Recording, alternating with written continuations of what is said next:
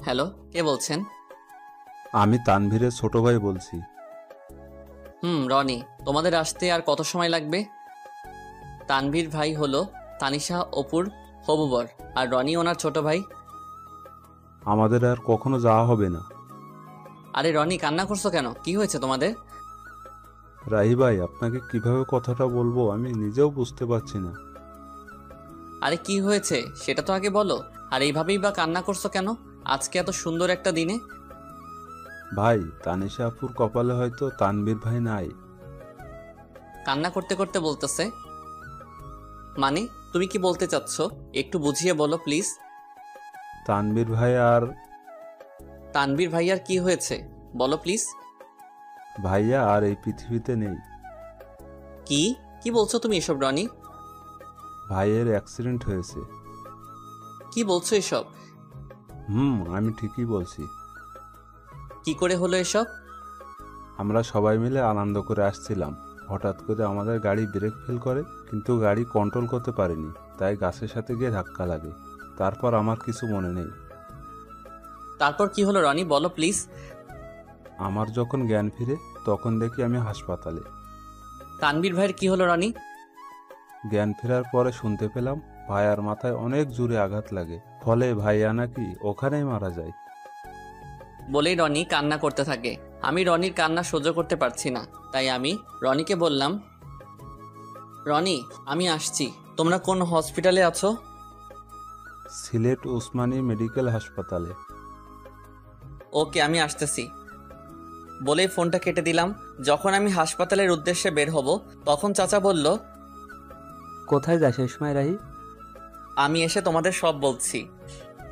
এইদিকে বিয়ে বাড়িতে সবাই চিন্তিত হয়ে পড়েছে, বর এখনো আসতেছে না কেন। চাচাকে আর কিছু বলতে না দিয়ে আমি বাইক নিয়ে চলে আসলাম সিলেট উসমানী মেডিকেল হাসপাতালে। তারপর রনির কেবিনের দিকে হাঁটতে লাগলাম। কেবিনে গিয়ে রনিকে বললাম, কেমন আছো রনি? তুমি ঠিক আছো তো? ভালো না ভাই। কাঁদিস না ভাই। কান্না ছাড়া আর কিছু নেই আমাদের ভাই। শান্ত হও রনি। তোমার আম্মু আব্বু কোথায়? ভাইয়ের লাশের কাছে, পাশের কেবিনে। রনির কান্না দেখে আমার চোখে পানি চলে আসছে। তারপর কিছুক্ষণ কান্না করলাম। তারপর ভাবলাম আমিও যদি কান্না করতে থাকি এদিকে রনি কান্না করা থামাবে না। তাই আমি রনিকে সান্ত্বনা দিয়ে তানভীর ভাইয়ের লাশের কাছে আসলাম। এসে দেখি সবাই কান্না করতেছে। এ দেখি সবার কান্না দেখে আমি আর শান্ত থাকতে পারলাম না। আমি কাঁদতে লাগলাম। কাঁদতে কাঁদতে বললাম, আন্টি প্লিজ কান্না করবেন না। আর আঙ্কেল আপনি অন্তত কান্না করা থামান। সবাই একসাথে এভাবে কান্না করতে থাকলে তানভীর ভাইয়ের আত্মা অনেক কষ্ট পাবে। কিভাবে কান্না থামায় বলো বাবা, আমাদের তো সব শেষ হয়ে গেল। আঙ্কেল আপনি এভাবে কাঁদতে থাকলে সবাইকে সান্ত্বনা কে দিবে? কিভাবে শান্ত থাকি? তানভীর যে আমার বড় ছেলে, তাকে নিয়ে কত স্বপ্ন বাবা। আপনারা এইভাবে কান্না করলে কি আর তানভীর ভাই ফিরে আসবে? বলেন প্লিজ, সবাই কান্না থামান। এই কথা বলার পর দেখি সবাই কান্না করা থামিয়ে দিল। আমি আবার বললাম, আমার মনে হয় এখানে এভাবে কান্না না করে তানভীর ভাইয়ের দাফন সম্পন্ন করা উচিত। তখন পিছন থেকে রনি বলল, হ্যাঁ, ভাইকে কবরের কাজ সম্পূর্ণ করা উচিত। তখন আঙ্কেল বলল, চলো সবাই। আঙ্কেল আমি কি আপনাদের সাথে যেতে পারি? চলো বাবা। তারপর তানভীর ভাইয়াকে বাড়িতে নিয়ে গিয়ে দাফন করার ব্যবস্থা করা হলো। জানাজার নামাজ আদায় করে সবার কাছ থেকে বিদায় নিয়ে বাড়ির উদ্দেশ্যে রওনা দিলাম। ফোন হাতে নিয়ে দেখি চাচা অনেকবার ফোন করেছেন, তাই তাড়াতাড়ি করে বাইক নিয়ে চলে আসলাম। বাড়ি পৌঁছাতে দুপুর পেরিয়ে গেল। বাসার ভিতরে ঢুকতে চাচা বলল, এতক্ষণ কইছিলি তুই? বলতো রাহি, আর বরপক্ষের কেউ ফোন ধরছে না কেন? দেখলাম চাচার পিছনে সবাই দাঁড়িয়ে আছে, এমনকি তানিশা আপুও। তাই আমি বললাম, তোমরা সবাই শান্ত হও, আমি সব খুলে বলছি। তাড়াতাড়ি বল, কি বলবি? আসলে তানভীর ভাই, কি হয়েছে? আর কান্না করছিস কেন তুই? আসলে তানভীর ভাই আর আমাদের মাঝে নেই। উনি দুনিয়ার মায়া ত্যাগ করে পরপারে চলে গেছেন। তারপর আমি সবকিছু খুলে বললাম। এসব শুনে তানিশা আপু রুমের দিকে দৌড়ে গেলেন। বুঝতে পারলাম কিছু একটা হবে। আমিও পিছনে দৌড়ে গেলাম। যেই ভাবা সেই কাজ, যা ভাবছিলাম তাই হলো। জানালা দিয়ে দেখলাম তানিশা আপু সুইসাইড করতে যাচ্ছে। তানিশা আপু গলায় ফাঁস দেওয়ার চেষ্টা করছে। এখন কি করব বুঝতে পারছিলাম না। সবাই দরজা ধাক্কাধাক্কি করতেছে। এখন কিছু একটা তাড়াতাড়ি করতে হবে, যেভাবে হোক দরজা ভাঙতে হবে। দরজার পাশে গিয়ে সবাইকে বললাম জোরে জোরে লাথি মারার জন্য। আমার কথাই সবাই দরজায় লাথি মারতে থাকে। 5-6টা মারার পর দরজা ভাঙতে সক্ষম হলাম। ভিতরে গিয়ে আপুকে নামিয়ে দিয়ে ঠাস করে গালে বসিয়ে দিলাম। আপু হয়তো এটা কখনো ভাবতে পারিনি আমি আপুকে থাপ্পড় মারবো।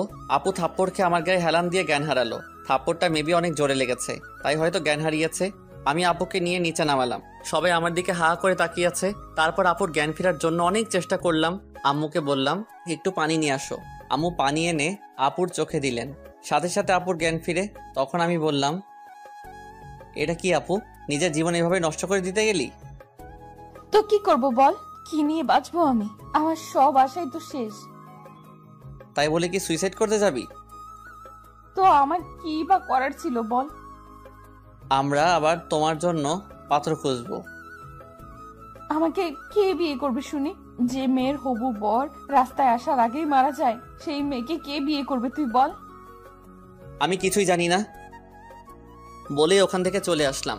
এখানে আর বেশিক্ষণ থাকলে হয়তো আমিও কেঁদে দিতাম, তাই সেখান থেকে ছাদে চলে আসলাম। ছাদের এক কোণায় দাঁড়িয়ে রইলাম। আপুর জন্য অনেক কষ্ট হচ্ছে। আমার চোখের কোণায় হাত দিয়ে দেখলাম পানি চলে এসেছে। ছাদে অনেক সময় দাঁড়িয়ে আপুর কথা ভাবতে লাগলাম। হঠাৎ কাঁধে কারো হাতে স্পর্শ অনুভব করলাম। পিছনে ফিরে দেখি আব্বু। আব্বু কিছু বলবা? বলবো। বলো, কি বলবা? তুই আগে আমাকে কথা দে, আমি যা বলবো আমার সে কথাগুলো তুই রাখবি। রাখবো, বলো। আমি বলি কি, তুই তানিশাকে বিয়ে করে নে। কি বলো আব্বু, এটা কিভাবে সম্ভব? তানিশা আমার আপু হয়, তার উপর আমার বড়। আমি জানি তানিশার যদি কিছু হয়ে যায়। আমি জানি না, আমি পারবো না। কিন্তু তুই ভেবে দেখতে পারিস, তোর জন্য হয়তো সে বেঁচে থাকতে পারবে। ঠিক আছে, ভেবে দেখব। সেখান থেকে আব্বু চলে গেল। আমিও ওখানে দাঁড়িয়ে আছি। কিছুক্ষণ পর চাচু আমাকে বলল, রাহি, আমি একটা কথা বলি। পিছন থেকে কাঁধে হাত দিয়ে বললেন, চাচা বলেন। তুই আমার মাথায় হাত দিয়ে বল, আমার কথা রাখবি। কিন্তু চাচা। কোনো কিন্তু নয়, তুই আমার মাথায় হাত দিয়ে বল, আমার কথা রাখবি। আচ্ছা বলো, তুমি যা বলবে আমি শুনবো। তুই আমার মেয়েকে বিয়ে কর বাবা, আমার মেয়েটার জীবন বাঁচা। কান্না করতে করতে বললেন চাচা। কিন্তু চাচা, তানিশা আপু লাগে, তার উপর আমার বড় হয়। কোনো কিন্তু নয়, আর তানিশা তোর মাত্র 2 বছরে বড়। প্লিজ বাবা, তুই আমার মেয়েকে বিয়ে করে ওর জীবনটা বাঁচা। বল বাবা, বিয়ে করবি? কাঁদতে শুরু করলেন চাচা। ঠিক আছে চাচা, আমি বিয়েতে রাজি আছি। আর এইভাবেই আমার আর তানিশা আপুর বিয়েটা সম্পন্ন হলো। এতক্ষণ যা বললাম সব বিয়ের আগের ঘটনা। দেখছেন কখন থেকে আপনাদের সাথে বক বক করেই যাচ্ছি। আপনাদের আমার পরিচয়টাই দেওয়া হলো না। আমার নাম ফয়সাল আহমেদ রাহি। বাবা মায়ের একমাত্র ছেলে, আর আমার ছোট একটা দুষ্টু মিষ্টির বোন আছে। আর মনে হয় আপনাদের কিছু বলার দরকার নেই, কারণ গল্প বললে সব জানতে পারবেন। এখন আর বক বক না করে গল্প ফিরা যাক। কি বলেন আপনারা? আমি ছাদে দাঁড়িয়ে এগুলো ভাবছিলাম। কখন যে চোখে পানি চলে এসেছে নিজেও জানি না। চোখ মুছতেছি, তখন কেউ কাঁধে হাত রাখলো। পিছন তাকিয়ে দেখি আব্বু। আব্বু ওই সময় এখানে? এখনো ঘুমাওনি কেন? পৃথিবীর একমাত্র খারাপ বাবা হয়তো আমি। নিজের ভাইয়ের মেয়ের জন্য নিজের ছেলের কুরবানি দিলাম। আমি চুপ। তোর সাথে আমি আর ভাই অনেক বড় অন্যায় করে ফেলেছি। এ সময় তোর ঘুরে বেড়ানোর কাজ, বন্ধুদের সাথে সময় কাটানো, পড়াশোনা করার সময়, সেখানে আমরা তোর উপর অনেক বড় একটা দায়িত্ব দিয়ে ফেলেছি। তোর অমত থাকা সত্ত্বেও আমরা তানিশের সাথে তোর বিয়ে দিয়েছি। আমাদের মাফ করে দিস বাবা। কি সব আবল তাবল বলছো আব্বু? তোমার ভালো মনে করছো তাই বিয়ে দিয়েছো, এতে কষ্ট পাবার কি আছে? মেয়েটা কিছু একটা করে ফেলতে পারে, তাই তোর সাথে বিয়ে দিয়েছি। রাগ করিস না বাবা, অনেক রাত হয়েছে, ঘরে যা। বাবা, মেয়েটা একা বসে আছে। আমি আর কিছু না বলে নিচে চলে আসলাম। আমার রুমে দরজা খুলে দেখে আপু কান্না করছে। আমার এখন ঠিক কি করা উচিত বুঝতে পারছি না। আমি কাঠের পাশে গিয়ে দাঁড়িয়ে রইলাম। রাহি, হুম। তোর সাথে আমার কিছু কথা আছে। বলো, কি বলবা? আমি জানি তুই খুব ভালো একটা ছেলে, তোর মতন স্বামী পাওয়া ভাগ্যের ব্যাপার, কিন্তু আমি তোকে স্বামী হিসেবে মানতে পারবো না। অবাক হয়ে তাকিয়ে রইলাম অপুর দিকে। তুই জানিস তুই আমার ছোট ভাই, হোক তুই আমার চাচাতো ভাই, কিন্তু আমি তোকে স্বামী হিসেবে মানতে পারবো না। কিছু বললাম না। আমার মনে হয় তুই আমাকে বউ হিসেবে মানিস না। চুপ। তুই আমাকে প্রশ্ন করতে পারিস, আমি যদি স্বামী হিসেবে মানতে না পারি তাহলে বিয়ে করলাম কেন? হ্যাঁ, এটার জবাব দিয়ে দিচ্ছি। তোর সাথে বিয়ে না হলে হয়তো অন্য কারোর সাথে আমার বিয়েটা হতো, কিন্তু সে আমার মনের কষ্টটা বুঝতে পারতো না। আমার মনের অবস্থা শুধু তুই বুঝবি, অন্য কেউ না। আমি এখনো চুপচাপ দাঁড়িয়ে সব শুনছি। জানিস রাহি, আমি পৃথিবীর একমাত্র হতভাগা মেয়ে, সুখ কাছে পেয়েও হারালাম। তুই আমাকে মাফ করে দিস, তোর জীবনটা আমি নষ্ট করে দিলাম। জানিস, আমারও খুব ইচ্ছা ছিল সুন্দর একটা মেয়ে দেখে তোর বিয়ে দিব, আর তোর বিয়েতে অনেক আনন্দ করব, কিন্তু তার হলো না। তুই আমাকে মাফ করে দিস, আমি তোকে স্বামী হিসেবে মানতে পারছি না। অনেক রাত হয়েছে, এখন ঘুমিয়ে পড়ো। এটুকু বলে বারান্দায় চলে এলাম। এমন কিছু আমার জীবনে হবে আমি কখনো কল্পনাও করতে পারিনি, কিন্তু আমি ভেবেছিলাম আমার সাথে বিয়ে হলে কোনো আফসোস থাকবে না, সবকিছু গুছিয়ে নিতে সমস্যা হবে না। কিন্তু কি ভাবলাম আর কি হলো। আসলে সবার কপালে সুখ থাকে না, আমার কপালেও হয়তো নেই। আজ নিজের উপর খুব রাগ হচ্ছে, কিন্তু কি আর করব। ঘর থেকে বের হয়ে ছাদে চলে এলাম আর নিজে নিজে বলতে লাগলাম, তানভীর ভাই, কেন তুমি চলে গেলে? তোমার জন্য আপু কান্না করছে, হয়তো তোমাকে এই কয়দিনে তোমাকে ভালোবেসে ফেলছে। আর কি বলে জানো ভাই, তোমাকে ছাড়া আর কাউকে স্বামী হিসেবে মানতে পারবে না। সত্যি কয়েকদিনে তোমাকে অনেক ভালোবেসে ফেলেছে, এমনকি আমাকেও স্বামী হিসেবে মানতে রাজি না। সত্যি ভাই, তুমি অনেক ভাগ্যবান ছিলে, আপুর মতো বউ পেতে যাচ্ছিলে। কথায় বলে না, সবার কপালে সুখ থাকে না, তেমনি তোমার কপালেও নেই, আমার কপালেও নেই। হায় রে কপাল আমাদের। এসব ভাবতে ভাবতে চোখের কোণায় আবারও হাত দিয়ে দেখি পানি। চোখে পানি মুছে পকেটে থাকা ফোনটা হাতে নিয়ে দেখি 2:45 বাজে। তাই আর ছাদে দাঁড়িয়ে না থেকে রুমে চলে এলাম। রুমে এসে দেখি এখনো আপু নাক টেনে টেনে কান্না করছে। কি ব্যাপার আপু, তুমি এখনো ঘুমাওনি? কোথায় গিয়েছিলি? একটু ছাদে গিয়েছিলাম, রাত অনেক হয়েছে, ঘুমিয়ে পড়ো। তুই কোথায় ঘুমাবি? সেটা আপনার না জানলেও চলবে, তুমি উপরে ঘুমিয়ে পড়ো, আমি ফ্লোরে শুয়ে পড়ছি। তারপর আর কিছু না বলে নিচে চাদর বিছিয়ে ঘুমিয়ে পড়লাম। মাঝরাতে হঠাৎ কারো কান্নার শব্দে ঘুমটা ভেঙে গেল। তাকিয়ে দেখি আপু এখনো কান্না করছে। আর আমি বললাম, হ্যাঁ আপু, তোমার সমস্যাটা কি? এখন কি ঘুমাতে দিবেন না? যা হবার তা তো হয়ে গেছে। ঠিক আছে, তুই ঘুমা। আমি আবারও ঘুমিয়ে পড়লাম। হঠাৎ সকালে কারো কান্নাকাটি আর চেঁচামেচিতে ঘুম ভেঙে গেল। বের হয়ে দেখলাম তানিশা, আম্মু, আব্বু, আমার ছোট বোন রিয়া ও কান্না করছে। আমি গিয়ে বললাম, আব্বু কি হয়েছে?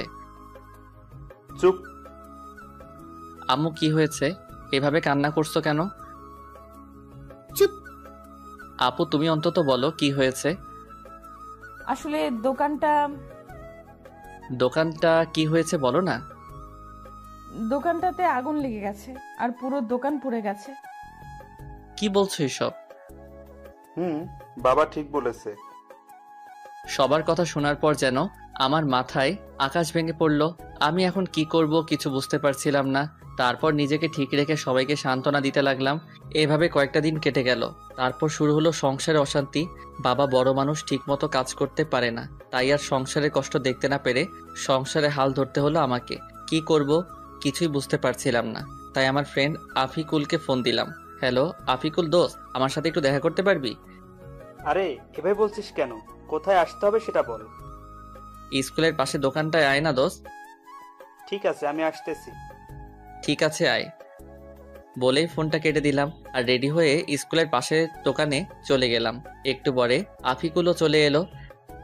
বল দোস্ত, কি বলবি? আসলে দোস্ত, আমার একটা হেল্প লাগবে। তুই এভাবে বলছিস কেন? কি হেল্প লাগবে সেটা তো বল। আসলে দোস্ত, আমার একটা চাকরি লাগবে। কি? তুই চাকরি করবি? আমি চাকরি করব, একটা ব্যবস্থা করে দে না।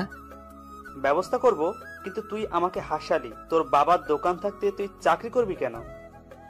তাহলে তোকে সব খুলে বলি কেন চাকরি করব। বল। আমি আফিকুলকে সব শুরু থেকে শেষ পর্যন্ত বললাম। আমাদের দোকানে আগুন লেগে পুড়ে ছাই হয়ে গেছে রে, তাই আমি চাকরি খুঁজছি। আরে কান্না করিস না দোস্ত, আমি সব ব্যবস্থা করছি। দোস্ত। ঠিক আছে, সন্ধ্যা হয়ে গেছে, তুই বাড়ি যা, আমি সব ব্যবস্থা করছি। ঠিক আছে, আমি যাচ্ছি, তুইও যা। বলেই আমি আফিকুলকে বিদায় দিয়ে বাড়ি চলে আসলাম।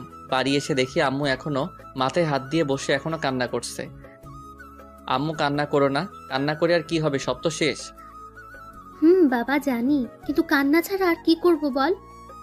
আর কাঁদতে হবে না, আমি কিছু একটা ব্যবস্থা করছি, কি করবি তুই? পরে বলবো, এখন প্লিজ তুমি কান্না করো না। ঠিক আছে।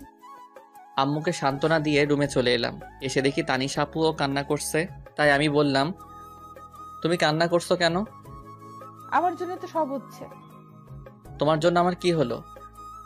তোদের এখানে আসার সাথে সাথেই ক্ষতি হয়ে গেল। আমার মনে হয় এতে আপনার কোনো দোষ নেই, এটা আমার কপালের দোষ। এটা তোর কপালের দোষ না, এটা আমার কপালের দোষ। তোমার কপালের দোষ কেমন করে হলো? হ্যাঁ, আমার কপাল খারাপ, কারণ যে মেয়ের বিয়ের দিনে বর মারা যায়, শ্বশুর বাড়ি আসতে না আসতেই ক্ষতি হয়ে যায়, তার কপালে দোষ না তো কার কপালে দোষ? কি বলছেন? আপনার শ্বশুরবাড়ি? হ্যাঁ, আমার শ্বশুর বাড়ি তো। কেমন করে হলো তোমার শ্বশুরবাড়ি? কারণ তোর সাথে আমার বিয়ে হয়েছে, তাই এটা আমার শ্বশুর বাড়ি। কি, তোমার সাথে আমার বিয়ে হয়েছে? হুম। কি, ওটা বিয়ে? আমার তো মনে হয় না। হয় না কেন? আমি তোমাকে বউ হিসেবে মানি না, আর তুমিও আমাকে স্বামী হিসেবে মানো না। কথা বলতে বলতে হঠাৎ আফিকুলের ফোন এসেছে।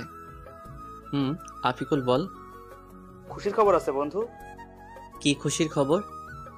দোকানে আয় বলছি। ঠিক আছে, আমি আসছি, তুই একটু অপেক্ষা কর। আমি বের হতে হতে তানিশা আপুকে বললাম, আমি আসি, তোমার সাথে পরে কথা বলবো। কোথায় যাবি এখন? এসে সব বলছি তোমাকে।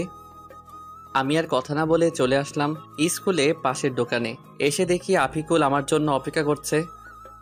বল দোস্ত, কি খুশির খবর? আমি তো চাকরির ব্যবস্থা করে ফেলেছি দোস্ত। কি, তুই আমার চাকরির ব্যবস্থা করে ফেলেছিস? দোস্ত, তোর জন্য এটুকু করতে পারবো না বল? আমি অনেক খুশি রে, খুব বড় একটা উপকার করেছিস। এখন বল কি খাবি? কি, তুই আমাকে ঘুষ দিতে চাচ্ছিস? আরে না, তোকে আজকে খুশি হয়ে খাওয়াবো। আরে লাগবে না।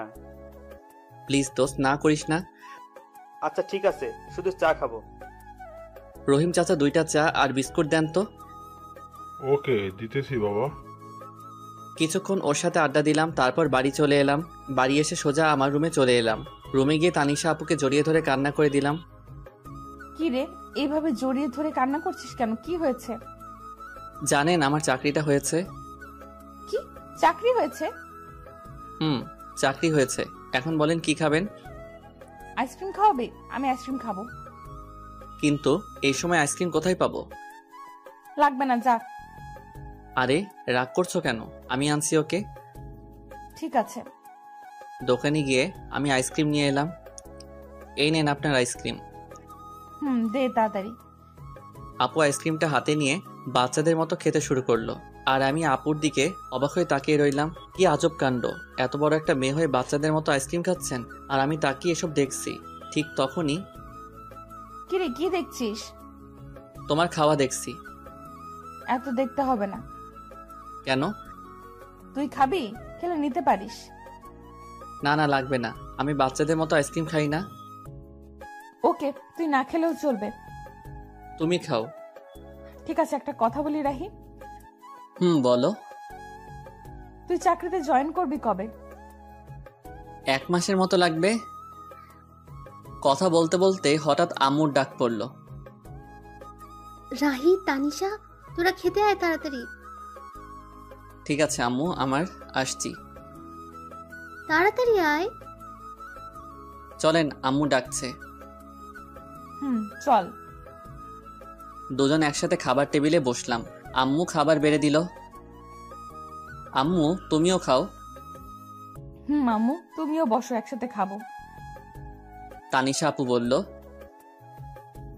খাচ্ছি। চুটকি তুইও খা। খাচ্ছি তো। সবার সাথে খাবার খেয়ে আমি রুমে চলে এলাম। এসে একটু শুয়েছিলাম, তখনই আপু রুমে এলো। আপুকে দেখে আমি তাড়াতাড়ি করে নিচে বিছানা করে নিলাম, তারপর শুয়ে পড়লাম। আপুও বিছানায় শুয়ে পড়ল। কি আজব মেয়ে রে বাবা, স্বামীকে নিচে রেখে তিনি উপরে আরামে ঘুমাচ্ছে। ওই যে সবার কপালে সুখ থাকে না, তেমনি আমার কপালেও বউয়ের সুখ নেই। তাই আর কিছু না ভেবেই ঘুমিয়ে পড়লাম। সকালে ঘুম ভাঙলো আম্মুর ডাকে। রাহি বাবা, তাড়াতাড়ি ওঠ, আর ঘুমাতে হবে না। কেন আম্মু? আজকে তানিশাকে নিয়ে যাবি না? কোথায় যাব? কেন, তুই জানিস না? না তো। তানিশা মা তোকে কিছু বলেনি? না, আমাকে তো কিছু বলেনি। তানিশা মা, তুমি রাহিকে কিছু বলনি? না আম্মু, ভুলে গিয়েছিলাম। ঠিক আছে, তাহলে ওকে বলে নিচে আসো। ঠিক আছে আম্মু, আমরা আসছি। ওকে। ওই, আজকে আমাদের বাড়ি নিয়ে যাবি? আমি কেন নিয়ে যাব? তুমি একা যাও, আমি যেতে পারবো না। না, তুই আমার সাথে যেতে হবে। না, আমি পারবো না। কি, তুই যাবি না? যাব তো। আমি বুঝি না এ কেমন মেয়ে, আমাকে স্বামী হিসেবে মানে না, আবার সবসময় অধিকার ফলাতে আসে। আজাইরা পেঁচাল। কি রে, চুপ করে আছিস কেন? এমনি। ঠিক আছে, এখন রেডি হয়ে আয়। ঠিক আছে, তুমি যাও, আমি আসছি। তাড়াতাড়ি আয়, নাস্তা করব। ঠিক আছে। ফ্রেশ হয়ে টেবিলে সবার সাথে নাস্তা শুরু করলাম। নাস্তা শেষ করে রুমে চলে এলাম। এসে শুয়ে পড়লাম। তখন দেখি তানিশা আপু আমার দিকে রাগী চোখে তাকিয়ে আছে। এভাবে তাকিয়ে আছো কেন? তুই এসে শুয়ে পড়লি কেন? তো কি করব? একটু আগে আমি কি বলছিলাম? কি বলছিলে? আমি আজকে আমাদের বাড়ি যাব বলছিলাম না? যাব তো। তাহলে এইভাবে শুয়ে পড়লি কেন? এমনি। তুমি রেডি হও। ঠিক আছে, তুইও রেডি হয়ে নে। কথা বলতে বলতে হঠাৎ শুনতে পেলাম আমার চাচা চাচি মানে শ্বশুর শাশুড়ি আমাদেরকে নিতে এসেছেন।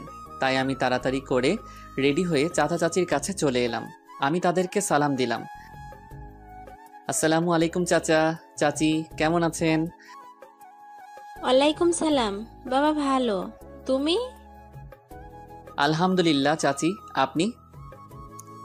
আলহামদুলিল্লাহ ভালো, কিন্তু তুমি আমাকে চাচি না, আম্মু ডাকবা। তুমি আমার ছেলের মতো। ঠিক আছে আম্মু, বলবো। মনে যেন থাকে। ঠিক আছে, আমি একটু আসছি আম্মু। ঠিক আছে বাবা, যাও। এরপর এখানে থেকে রুমে চলে এলাম। এসে তো আমি অবাক। আমি কোনো রকম হাসি আটকে রেখে বললাম, তুমি এটা কি পরেছো?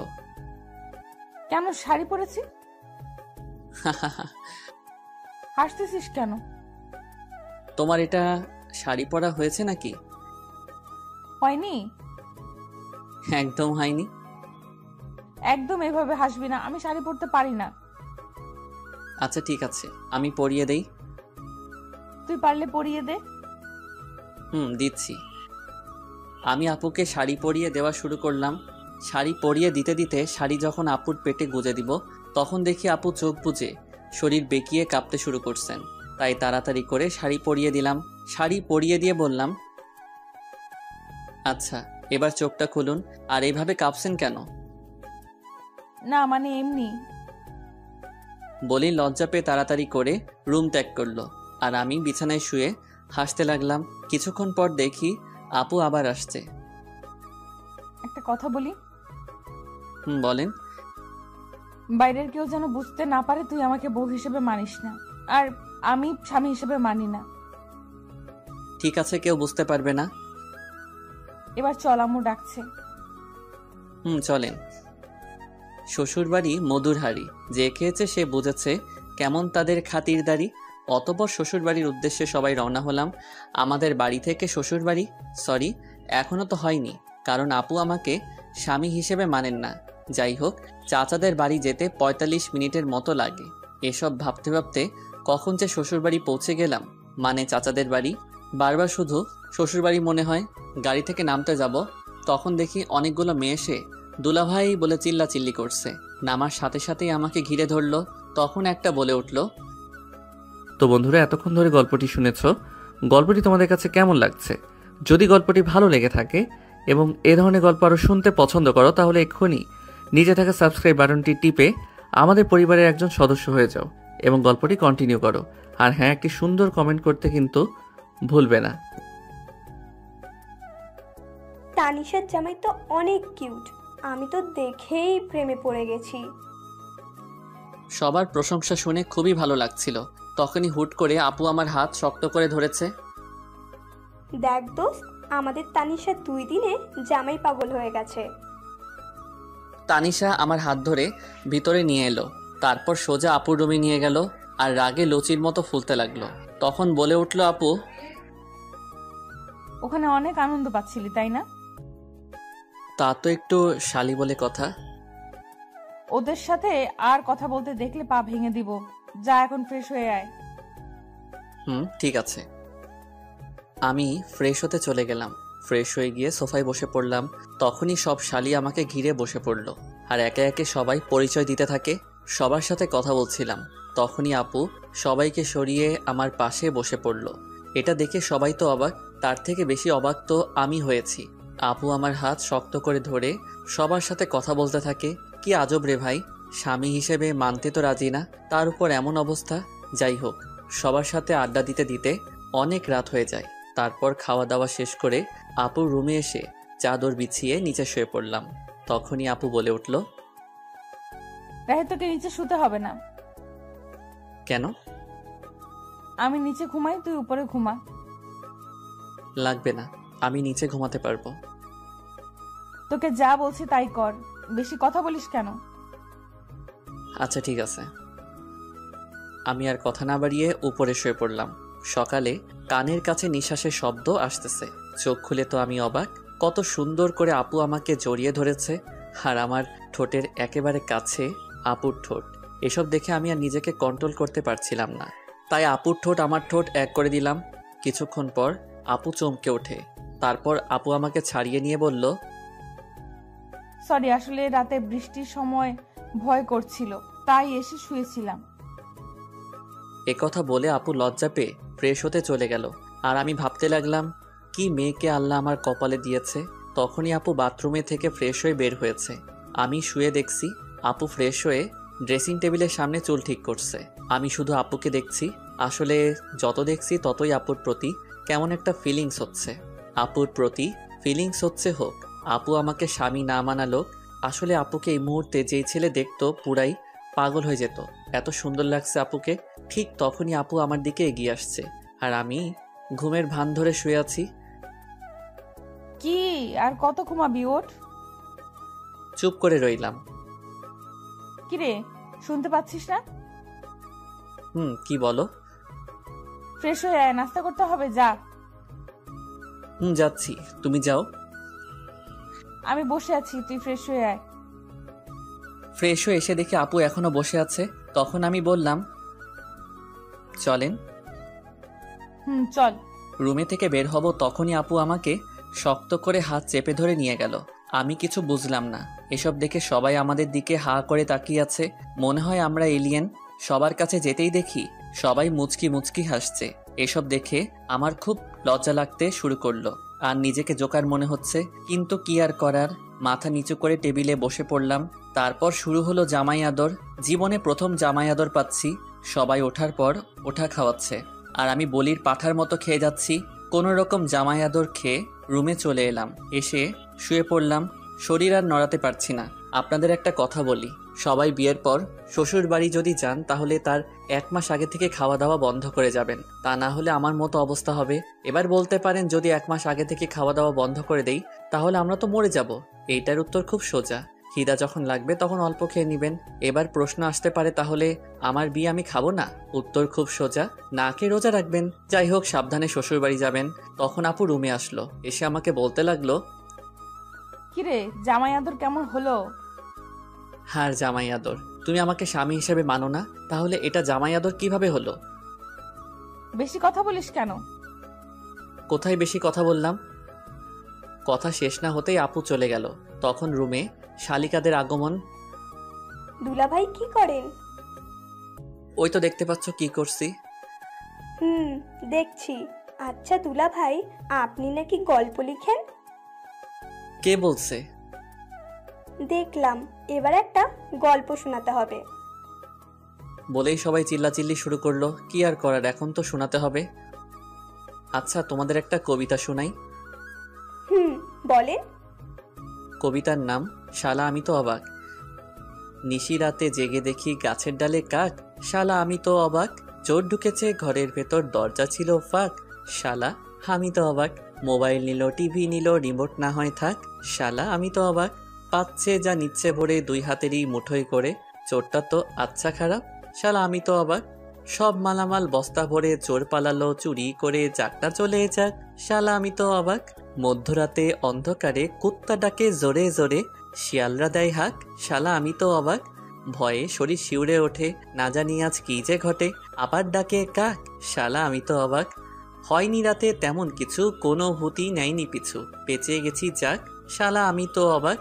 সকালে দেখি পুরো পাড়া চিল্লাচিল্লি করছে তারা, চোরটা নাকি পড়ছে ধরা, চোরের মাথায় টাক, শালা এবার তো আমি পুরাই অবাক।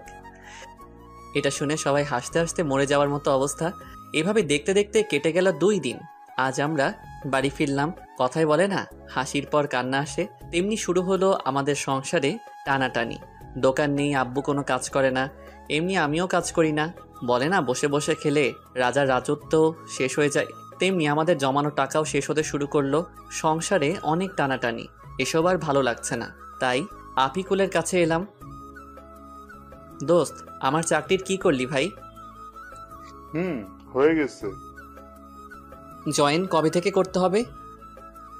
কাল 1 থেকে জয়েন করবি। ঠিক আছে, কিন্তু তুই অনেক বড় একটা উপকার করলি ভাই, ধন্যবাদ তোকে। আরে ধন্যবাদ দিতে হবে না, বন্ধু তো বন্ধুর বিপদে আপদে পাশে থাকে। আমার জায়গায় তুই থাকলে কি করতি বল? করতাম। আচ্ছা, তুই পরীক্ষা ফিস দিয়েছিস? আমার হয়তো আর পড়ালেখা হবে না রে। লেখাপড়া ছাড়বি কেন? তো কি করব বল? জানি তোর কাছে টাকা নাই, তাই এই কথা বললি। আরে না। আমি সব জানি, আমার কাছে নাটক করবি না, আমি তোর টাকা দিয়ে দিব। ওকে দোস্ত।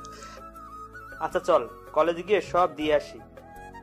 না দোস্ত, এ সময় না, তুই গিয়ে আমার টাকাটা জমা দিয়ে দিস। আচ্ছা ঠিক আছে, আমি যাচ্ছি, পরে দেখা হবে। এরপর আফিকুল চলে যায়। মনের মধ্যে একটু শান্তি অনুভব করতে লাগলাম। আফিকুলকে বিদায় দিয়ে বাড়ি চলে এলাম। রাতে সবার সাথে খাবার খেয়ে একটু ছাদে চলে এলাম। কিছুক্ষণ পর আমার কাঁধে কেউ হাত রাখলো, চেয়ে দেখি আব্বু। আব্বু কিছু বলবা? আসলে কিভাবে যে বলবো। বলো তো। তানিশার রেজিস্ট্রেশনের টাকা দিতে হবে বাবা। কত টাকা লাগবে? ৬,০০০ টাকার মতো লাগবে। আচ্ছা ঠিক আছে, কবে দিতে হবে? কালকের পরের দিন। আচ্ছা ঠিক আছে, কালকে দিয়ে দিব। ঠিক আছে। আব্বু, তুমি এভাবে কান্না করছো কেন? এমনি বাবা। বলেই আব্বু কান্না করতে করতে চলে গেল। আব্বুর কান্না দেখে নিজেকে কন্ট্রোল করতে পারলাম না, নিজেও কান্না করে দিলাম। আব্বু চলে যাওয়ার পর কিছুক্ষণ ছাদে রইলাম, তারপর সেখান থেকে এসে ঘুমিয়ে পড়লাম। সকালে তাড়াতাড়ি ঘুম থেকে উঠে ফ্রেশ হয়ে নামাজ আদায় করে নিলাম। কাউকে কিছু না বলে অফিসে চলে এলাম। আগে থেকেই সবকিছু বলা ছিল, তাই সোজা জয়েন করে ফেললাম।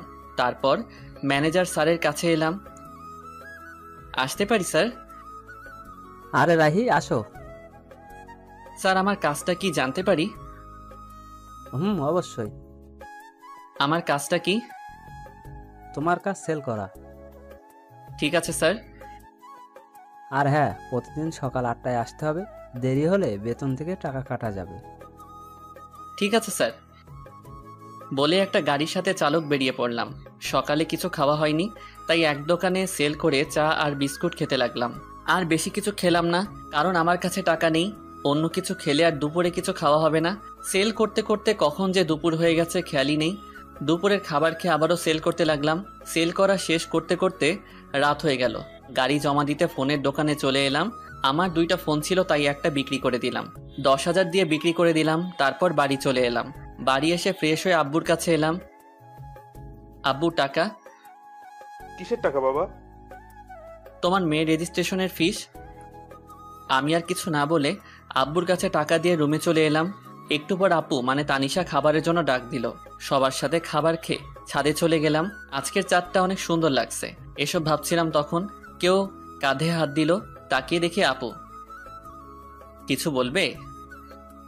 টাকা তুই দিয়েছিস না? না মানে। তুই দিয়েছিস নাকি সেটা বল। আমি দিয়েছি। কেন? তুই এত টাকা কোথায় পেলি? আমার ফোনটা বিক্রি করে দিয়েছি। কেন? জানি না। জানি না মানে কি? আমার ভালো লাগছে না, আমি ঘুমাবো বলেই সেখান থেকে চলে আসলাম। আর বেশি কথা বললাম না, কথা বললে হয়তো কথা আরো বেড়ে যেত। রুমে এসে ঘুমিয়ে পড়লাম। সকালে পাখির কিচিরমিচির আওয়াজে ঘুম ভেঙে গেল। নামাজের সময় ছিল, তাই নামাজটা আদায় করে নিলাম।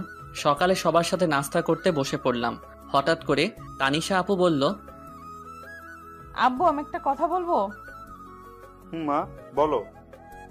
বলছিলাম কি, রাহি তো একাই চাকরি করে এখন সংসার চালায়, আর তাতে ওর অনেক কষ্ট হয়। আমি বলি কি, আমি যদি একটা চাকরি করি তাহলে ওর কষ্ট একটু কম হতো। এই পরিবারের আর কারো ইনকাম করতে হবে না, আমি এখনো মরে যাইনি, মরে গেলে করো বলে সেখান থেকে রুমে চলে এলাম। আসলে আমি চাই না তানিশা আপু কোনো কাজ করুক। আমি রেডি হয়ে অফিসে চলে এলাম। প্রতিদিনের মতো আজকে একটা চালক নিয়ে বেরিয়ে পড়লাম সেল করতে। সেল করতে করতে দুপুর হয়ে গেল। তখন সাথে থাকা সোহাগ ভাই বললেন, ভাই চলেন কিছু খেয়ে আসি। চলো। দোকানে বসে পাউরুটি খাচ্ছিলাম। সামনে চেয়ে দেখি কেউ আমার দিকে তাকিয়ে আছে। ভালো করে তাকিয়ে দেখি আব্বু ওর ফ্রেন্ডের সাথে দাঁড়িয়ে আছে। তাই আমি তাড়াতাড়ি খেয়ে সোহাগ ভাইকে নিয়ে চলে এলাম। তারপর আবার দোকানে সেল করতে লাগলাম। সেল করতে করতে রাত হয়ে গেল। গাড়ি জমা দিয়ে হাঁটছিলাম। পকেটে হাত দিয়ে দেখি টাকা নেই, তাই বাধ্য হয়ে হাতের ঘড়িটা বিক্রি করে দিলাম। বাড়ি এসে সোজা রুমে চলে এলাম। ফ্রেশ হয়ে সবার সাথে খাবার টেবিলে বসে পড়লাম। খাওয়া দাওয়া শেষ করে ছাদে চলে গেলাম। ছাদে আসি কারণ আমার মন খারাপ থাকলে ছাদে এসে সময় কাটাই আর চাঁদ দেখতে থাকি। অনেক সময় থাকার পর রুমে আসলাম। খেতা বালিশ নিয়ে নিচে শুতে যাব, তখনই একটা কথা বলতাম। বলেন। তুই উপরে ঘুমা, আমি নিচে ঘুমাই। আমি কাপুরুষ নই। একটা মেয়েকেই নিচে ঘুমাতে দিয়ে আমি উপরে ঘুমাবো, আপনি ঘুমান। আর কথা না বলে ঘুমিয়ে পড়লাম। সকালে ঘুম থেকে উঠে দেখি আপু গোসল করে আসছে। এটা দেখে তো আমি আপুর উপরে আবারও ক্রাশ খাইছি। ভেজা চুলে আপুকে অসম্ভব সুন্দর লাগছে। আপনাদের বলে বোঝাতে পারবো না। আপু আমার দিকে তাকাতেই আমি ঘুমের ভান ধরে রইলাম। তখন আপু বললেন, কি উঠবি না? আর কত ঘুমাবি? সবাই নাস্তা করার জন্য অপেক্ষা করছেন। উঠছি, তুমি যাও। তারপর আপু চলে যায়। আসলে আপুকে যত দেখছি ততই আপুর প্রতি ফিলিংস হচ্ছে। আমার কপালে হয়তো বউয়ের ভালোবাসা নেই, জীবনটা বেদনা। আপু কেন আমার ফিলিংসটা বুঝে না। ফ্রেশ হয়ে সবার সাথে নাস্তা শেষ করে রুমে এসে শুয়েছিলাম। আজকে শুক্রবার, তাই কাজ নাই। একটু পরে আপু আসলো। ওকে দেখে কেমন যেন লাগলো, মনে হয় অস্বস্তিতে আছেন। আপনার কি কিছু হয়েছে? কই না তো। সত্যি বলছেন তো? মিথ্যা বলছেন না তো? মিথ্যা বলতে যাব কেন? আচ্ছা ঠিক আছে। আচ্ছা একটা কথা বলি। বলেন। আমাকে কিছু টাকা দিতে পারবি? কত টাকা? 200 টাকা। ওই দিন হাতঘড়ি বিক্রি করে যা পেয়েছিলাম ওই টাকা আপুকে দিয়ে দিলাম। আজকে ছুটি, তাই একটু ঘুম দিলাম। বিকেলে একটু ঘুরতে বের হলাম বন্ধুদের সাথে আড্ডা দিতে। মাগরিবের আজান হয়ে গেল, তাই নামাজটা আদায় করে রুমে চলে এলাম। রুমে আসতেই দেখলাম আপু বাথরুম থেকে বের হচ্ছে। আপুকে দেখে একটু সন্দেহ হচ্ছে। আজ এমন তো আগে কখনো মনে হয়নি। এতক্ষণ কোথায় ছিলি? এই একটু বাইরে ঘুরছিলাম। আমাকে নিয়ে গেলি না কেন? আপনাকে নিয়ে যাব কেন? কেন আমি যেতে পারি না বুঝি? না, আমার সাথে যেতে পারেন না। আমাকে তো স্বামী হিসেবে মানেন না। তোর সাথে ঘুরতে না যাওয়ার কি আছে? ওকে সামনের ছুটির দিন নিয়ে যাব। লাগবে না, আমি তোর সাথে যাব না। ওকে না গেলে আমার কি, আর কত আছে যাওয়ার জন্য। ওই কি বললি? কই কিছু না। আমি যাব। এখন না বললেন যাবেন না? এখন যাব। তোর কোনো সমস্যা? না, সমস্যা নেই। তারপর রাতে খাবার খেয়ে ঘুমিয়ে পড়লাম। পরের দিন ভোর সকালে ঘুম ভাঙলো। ঘুম থেকে উঠে নামাজ আদায় করে নিলাম। তারপর একটু গ্রামটা ঘুরে দেখতে লাগলাম। সকালের আবহাওয়া মনটা অনেক ভালো করে দেয়। কত সুন্দর লাগে সকালবেলা। কিছুক্ষণ গ্রামটা ঘোরাঘুরি করে রুমে চলে এলাম। এসে দেখি আপু এখনো ঘুমিয়ে আছে। ভাবলাম ঠেকে দিব কিনা, অত কিছু না ভেবে ডাক দিলাম, আপু উঠেন, সকাল হয়ে গেছে। আর কত ঘুমাবেন? ওই আপু উঠবেন না? কি হয়েছে আম্মু? এত সকাল সকাল ডাকছো কেন? কেদি কয় কি আমি নাকি তার আম্মু? আরে আমি রাহি। ও তুই? কখন থেকে ডাকছি, উঠছেনই তো না। সরি। বলেই আপু ফ্রেশ হতে চলে গেল। সকালে নাস্তা করে কাজে চলে এলাম। দোকানে সেল দিতে দিতে এক জায়গায় দাঁড়িয়ে গেলাম। আপুর মতো কাউকে দেখতে পাচ্ছি। একটু কাছে গিয়ে দেখি আসলেই ওটা আপু। কিন্তু আপু এই জায়গায় কি করে? দেখলাম একটা ফার্মেসিতে ঢুকলো, সাথে চুটকি। তারপর কিছু একটা কিনে চলে গেল। আমি বুঝতে পারছি কি নিয়ে গেছে আপু। ভাবছি এখন গিয়ে জিজ্ঞেস করব কিনা। আপু সেখান থেকে চলে গেল। আমিও সেল দিতে চলে এলাম। রাতে খাবার খেয়ে রুমে আসলাম আর আপুর জন্য অপেক্ষা করতে লাগলাম। কিছুক্ষণ পর দেখি আপু রুমে আসলো। চোখ মুখ কেমন যেন হয়ে গেছে। নিজেকে একটু সাহসী বানিয়ে বললাম, আপনার সাথে কিছু কথা ছিল। বল। আপনি আজ 11টার সময় কোথায় ছিলেন? আমার কথায় কিছুটা ভয় পেয়ে গেল আপু। বান্ধবীদের সাথে কেন? না এমনি। আপনি ঠিক আছেন তো? ঠিকই তো আছি। না আপনি ঠিক নেই। আমার কাছ থেকে কিছু কি লুকাতে চাচ্ছেন? কি লুকাবো আমি? তুই কিসের কথা বলছিস? এইটার কথা বলছি, প্যাকেটটা সামনে ধরে। আসলে আপনারা হয়তো বুঝতে পারছেন না কিসের প্যাকেটের কথা বলছি। ওইটা প্যাড ছিল। অনেকে হয়তো এখন বুঝতে পারছেন। এসব বলায় আপু কিছুটা লজ্জা পেয়ে যায়। লুকানো কি আছে এসব? জানি আপনি আমাকে স্বামী হিসেবে মানেন না, কিন্তু নিজের সমস্যার কথা তো বলতে পারেন না। এখন আমাকে বিশ্বাস করে উঠতে পারেননি? না তেমন কিছু না, আসলে বলতে লজ্জা লাগছিল। লজ্জার কি আছে এতে শুনি? কবে থেকে শুরু হয়েছে? 2 দিন হলো। ওকে তুমি এখানে বসো, আমি আসছি। আপুর জন্য গরম পানি করে নিয়ে আসলাম। কি ওগুলো? আপনার জন্য গরম পানি নিয়ে এসেছি। তুই এত কষ্ট করতে গেলি কেন? আমি করে নিতাম। তা তো জানি। কত ব্যথা সহ্য করে হাসি মুখে কথা বলছেন। আপনার আর কয়েকদিন কিছু করতে হবে না, রেস্ট নিন। তুই এত ভালো কেন?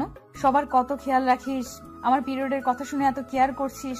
যদিও তোকে স্ত্রীর অধিকার দেইনি, যদি দিতাম আরো কত কিছু করতে আমার জন্য। সরি রাহি, আমি জানি তুই অনেক ভালো। তোর মতো স্বামী সবার কপালে জোটে না, কিন্তু আমি কেন যে তোকে মেনে নিতে পারছি না। কি ভাবছেন? কিছু না, তুই ঘুমিয়ে পড়। না যদি আপনার কিছু লাগে। লাগবে না, দরকার হলে তোকে ডাক দিব। ওকে। তারপর আমি ঘুমিয়ে পড়লাম। পরের দিন আর কাজে যাইনি। আপুর শরীরটা খারাপ হয়ে পড়ছিল, তাই সারাদিন আপুর পাশে ছিলাম। যখন যেটা লাগে সব করলাম। ইস, যদি আমাকে স্বামী হিসেবে মেনে নিত তাহলে এই মুহূর্ত আরো কত সুন্দর হতো। আমার কপালটাই খারাপ। আচ্ছা, ও কি বুঝে না আমি ওকে কতটা ভালোবেসে ফেলেছি? এক মুহূর্ত ভালো লাগে না আপুকে ছাড়া। রাতে আবার আপুর জন্য গরম পানি করলাম, তারপর ওষুধ খাইয়ে দিয়ে ঘুম পাড়িয়ে দিলাম। আমিও ঘুমাতে আসলাম। রাহি, বলেন। তোকে একটা কথা বলার ছিল। কি? আমি প্রথম দিন তোকে একটা কথা বলেছিলাম, আমি তোকে স্বামী হিসেবে মানতে পারবো না। কিন্তু এতদিন তোকে কাছে থেকে দেখেছি, তোর কেয়ার গুলো দেখে সত্যি আমি তোকে অনেক ভালোবেসে ফেলেছি। প্লিজ তুই আমাকে তোর স্ত্রী হিসেবে গ্রহণ কর। আমিও তো আপনাকে প্রথম দিন থেকেই ভালোবেসে ফেলেছি। কি এতদিন বলিসনি কেন? আমি কি জানতাম আপনিও আমাকে ভালোবাসেন? এখন তো জানলি। এখনো কি আপনি বলবি? আচ্ছা ঠিক আছে, তুমি করে বলবো। ও, ওদিকে আসছিস কেন? আপনিটাকে তুমি করতে হবে তো। আপুর এমন কথা শুনে আমার তো খুশিতে হিরো আলমের গান লাগাই নাচতে ইচ্ছে করতেছে। মনে সাহস নিয়ে আপুর ঠোঁটের কাছে আমার ঠোঁট এক করতে যাব, ঠিক তখনই চমকে উঠেছিলাম। আপু আমাকে থাপ্পড় মারলো কেন? তখনই চোখ খুলে দেখি এইটা ছিল স্বপ্ন। মনটাই খারাপ হয়ে গেল। কত সুন্দর একটা স্বপ্ন দেখলাম। এটা যদি বাস্তবে হতো তাহলে কেমন হতো? কিন্তু ওই যে আমার কপাল খারাপ। চারদিকে তাকিয়ে দেখি সকাল হয়ে গেছে। বিছানায় চোখ যেতেই দেখলাম আপু কত সুন্দর করে ঘুমাচ্ছে, ছোট বাচ্চাদের মতো করে। দেখলেই তো পাগল হয়ে যাওয়ার মতো অবস্থা, কিন্তু কিছু করার নেই। এত রোমান্টিক হওয়া আমার জন্য মানায় না। তাই গিয়ে আপুকে ডাক দিলাম, আপু উঠুন, সকাল হয়ে গেছে। আপনার শরীরে কেমন আছে এখন? ভালো। আপুকে তুলে আমি ফ্রেশ হয়ে খাবার টেবিলে চলে এলাম। দেখি আব্বু বসে আছে। রাহি, তোর সাথে কিছু কথা আছে। বলো আব্বু। আমাদের দোকানটা নতুন করে শুরু করবো ভাবছি। আব্বু, এটা তো ভালো কথা। দোকানটা চালু হলে তোকে আর চাকরি করতে হবে না, লেখাপড়া কমপ্লিট করবি আর তানিশা মার খেয়াল রাখবি। আব্বু, পরেরটা পরে দেখা যাবে, আগে তো শুরু করো। এভাবেই আমাদের জীবনটা চলছিল। আপু আগের থেকে বেশি আমার উপর রাগ দেখায়, আবার অধিকারও খাটায়। মনে হয় যেন সত্যি আমি ওর বর। কখনো মনে হয় মেনে নিয়েছে, আবার কখনো মনে হয় এগুলো সবাইকে দেখানোর জন্য করছে। একদিন আপু বলল, চল আজকে আমরা ঘুরতে যাই। কোথায় যাবেন? চা বাগান দেখতে যাই। আমার ভালো লাগছে না। কি? আরেকবার বল, দেখ আমি তোর কি অবস্থা করি। আচ্ছা চলেন। এই তো গুড বয়। এ কেমন মেয়ে রে বাবা, একবার রাগ দেখে আবার রাগ নেই, সব শেষ হয়ে যায়। ও আল্লাহ, কেমন মেয়ের পাল্লাই ফেললে। স্বামী হিসেবে মানে না, কিন্তু স্বামীর অধিকার ঠিক কাটায়। মন চায় কচু গাছের লগে ফাঁস দিয়ে মরে যায়। আল্লাহ আমায় উঠাই লও। আমি রেডি হয়ে আপুর জন্য অপেক্ষা করতে লাগলাম। মেয়েদের এই একটাই জিনিস, কোথাও যাইতে হলে মেকআপ নামের জিনিস তাদের দিতে হইব। কত সময় ধরে অপেক্ষা করতেছি, আসার কোনো নামই নেই। হলো আপনার? এই তো চল। আপুর দিকে তাকাতেই আবারও ক্রাশ খেলাম। নীল জামার সাথে ম্যাচিং করে চুড়ি, চোখে কাজল, অসম্ভব সুন্দর লাগছে, পরীর মতো লাগছে। কি আর বলমু ভাই, এগুলো শুধু নাটকে আর গল্পেই সম্ভব। জীবনে তো একটা পরীর মতো সুন্দর মাইয়া দেখলাম না, পরী নামের পেতনি দেখছি। কি হলো, হা করে কি দেখছিস? পরী দেখি। এখানে পরী পাইলি কই? আমার সামনে। মুখ ফসকে কথাটা বলে ফেললাম। আমার কথা শুনে আপু কিছুটা লজ্জা পেয়ে যায়। আর পরী দেখতে হবে না, চল। চলেন। তারপর আমি গিয়ে আমার বাইকটা বের করলাম। আপু এসে দাঁড়িয়ে আছে। উঠবেন না? উঠছি তো। বলেই আপু বাইকে উঠে আমার কাঁধে হাত রাখলো। কাঁধে হাত দিতেই অন্যরকম অনুভূতি হচ্ছিল। এই প্রথম বাইকে কোনো মেয়েকে নিয়ে উঠলাম। চাচাতো বউকে নিয়ে বাইক চালাচ্ছি, খুব ফিলিংস হচ্ছে। এই ফিলিংসটা আপনাদের বলে বোঝাতে পারবো না। তারপর বাইকটা স্টার্ট করে চালাতে শুরু করলাম। কিছুক্ষণ পর বাইকের স্পিডটা একটু বাড়িয়ে দিতেই আপু আমাকে শক্ত করে জড়িয়ে ধরে। এতক্ষণ এটাই তো চাইছিলাম, নরম শরীরের স্পর্শ, খুব ভালো লাগছিল। কিছুক্ষণ পর আমরা শ্রীমঙ্গল বদ্ধভূমি 71 চলে আসলাম, চায়ের রাজধানী শ্রীমঙ্গল। আমরা বাইক থেকে নামতেই আপু আমার হাত শক্ত করে জড়িয়ে হাঁটতে লাগলো। খুব ভালো লাগছিল তখন। আপু নীরবতা ভেঙে বলল, রাহি। বলেন। সরি। সরি মানে? কেন? আমি তোকে মন থেকে স্বামী হিসেবে মানি না, কিন্তু সব সময় তোর উপর অধিকার দেখাই। না ঠিক আছে, আমি কিছু মনে করি না, সব আমার কপালের দোষ। এমন করে বলছিস কেন? কেমন করে বললাম আবার? কিছু না। কিছুক্ষণ আপুর কিছু পিক তুলে দিয়ে আমি বললাম, কিছু খাবেন? আইসক্রিম নিয়ে আয়।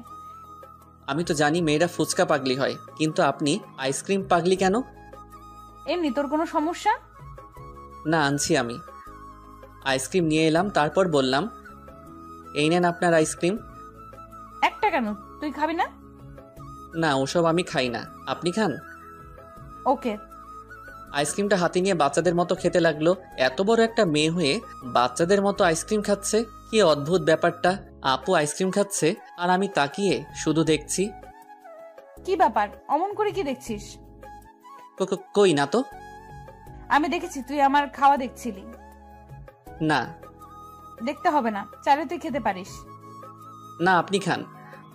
আমি বলছি তুই খাবি, এই নে। আমি খাবো না, আপনি খান। তুই খাবি নাকি আইসক্রিম তোর মুখে মেখে দিব? আচ্ছা ঠিক আছে। আমি আর কিছু না বলে হা করি। আপু আইসক্রিম আমার মুখে দিল। আমি খেতে না চাইলেও বাধ্য হয়ে খেতে হলো। রাগ করলি? আমি সবার উপরে রাগ করি না। ও তো কার কার উপর রাগ করিস না একটু শুনি। আপনাকে বলবো কেন? আর কিছু না বলে ঘোরাঘুরি করে বাড়ির উদ্দেশ্যে রওনা দিলাম। রাস্তায় হঠাৎ আমার একটা ফ্রেন্ড মিতুর সাথে দেখা। কিরে রাহি, কেমন আছিস? এই তো আলহামদুলিল্লাহ ভালো, তুই? আমিও ভালো আছি। তো তোর কি খবর? এই তো আর কি। আমরা কথা বলছিলাম, হঠাৎ আপুর দিকে চোখ যেতেই দেখলাম আপুর আগে ফুলছে। কিছু বুঝলাম না। তোর সাথে মেয়েটাকে? ও হলো আপনার বউ তানিশা, আর তানিশা ও আমার ফ্রেন্ড মিতু। হাই আপু, আপনি তো অনেক কিউট। ধন্যবাদ আপু। মিতুর সাথে কিছুক্ষণ কথা বলার পর বাড়িতে চলে এলাম। বাড়িতে আসতে আসতে সন্ধ্যা হয়ে গেছে। আমি ফ্রেশ হয়ে বিছানায় শুয়েছিলাম, তখন আপু রুমে আসলো। দেখে মনে হচ্ছে কোনো কারণে রেগে আছে। রুমে এসে আমার সাথে কোনো কথা বলেননি, আমিও বলিনি। রাতে আম্মু খাবার খেতে ডাকছে, তাই আমি খাওয়ার জন্য চলে এলাম। খাওয়া দাওয়া শেষ করে রুমে চলে আসি, এসেই শুয়ে পড়ি। তখন আপু রুমে আসলো। তখন আমি বললাম, কি ব্যাপার, আপনাকে এমন দেখাচ্ছে কেন? সারাদিন তো ঠিকই ছিলেন। আমার সাথে কথা বলবি না তুই? কেন, আমি আবার কি করলাম? মেয়ে মানুষ দেখলে এই গায়ে পড়ে কথা বলতে হবে, তাই না?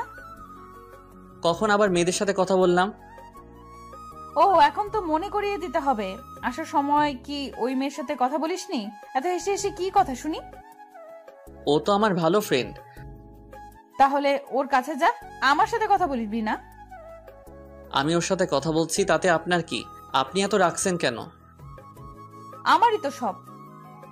মানে? কিছু না। বলেই শুয়ে পড়লো। কি আজব মেয়ে বাবা, এখন দেখছি কারোর সাথে কথা বলতে দেবে না। নিজে তো ভালোভাবে কথা বলেই না, আবার অন্য কারোর সাথে কথা বললে রেগে যায়। মেয়েদের মন বোঝা আসলে অনেক কঠিন। কি কখন কি চায় তারাই ভালো জানে। কি বলছিস? আপনি এখনো ঘুমাননি? তুই ঘুমাবি না? ঘুমাচ্ছি। সকালে ঘুম থেকে উঠে তো অবাক, আপু আমাকে জড়িয়ে ধরে শুয়ে আছে। আমার শরীর কাঁপছে, হার্টবিট বেড়ে যাচ্ছে, কিন্তু কি আর করব, এত রোমান্টিক হলে তো চলবে না। আপুকে ডাকতে লাগলাম, আপু আমাকে জড়িয়ে ধরে শুয়ে আছে কেন? আমি আমার হাজবেন্ডকে জড়িয়ে আছি। তোর কোনো সমস্যা? আপনার হাজবেন্ড মানে বুঝলাম না। এখন ঘুমাতে দে, বেশি কথা বলিস না। আপনি ঘুমাবেন ভালো কথা, আমাকে তো ছাড়েন। আমার ইচ্ছে হয়েছে তাই ঘুমিয়েছি, ডিস্টার্ব করিস না তো এখন। হারামজাদি কয় কি, আমাকে জড়িয়ে আছে, আবার আমাকেই বলছে ডিস্টার্ব না করতে। মনে হচ্ছে লাথি মেরে মঙ্গল গ্রহে পাঠিয়ে দেই, কিন্তু ততক্ষণে ভাবলাম যদি সেখানে পাঠিয়ে দেই আমার কি হবে? আমি তো আপুকে ভালোবাসি। নিজেকে শান্ত করে বললাম, আপনি ঘুমান, আমি মানা করেছি নাকি? কিন্তু আমাকে ছাড়ুন। তারপর আপু আমাকে ছেড়ে দেয়। আপনি চাইলে আরো ঘুমাতে পারেন। আমি ফ্রেশ হয়ে নাস্তা করে রুমে এসে দেখি বাচ্চাদের মতো বালিশটাকে জড়িয়ে ধরে শুয়ে আছে। এটা দেখে আমার ঠোঁটের কোণায় হাসি ফুটে উঠেছে। কালকে দিনটা আমার কাছে অনেক ভালোই লাগছিল। যত দিন যাচ্ছে আপুর প্রতি দুর্বলতা কাজ করছে। কেন জানি অনেক ভালোবেসে ফেলেছি।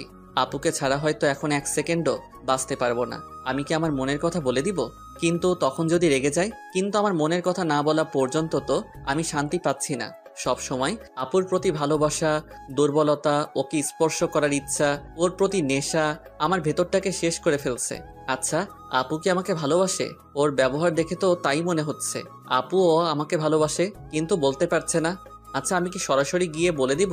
আমরা কি সবকিছু ভুলে দুজন দুজনকে ভালোবাসতে পারি না? আজকে বলে দিব, যা হবার হবে।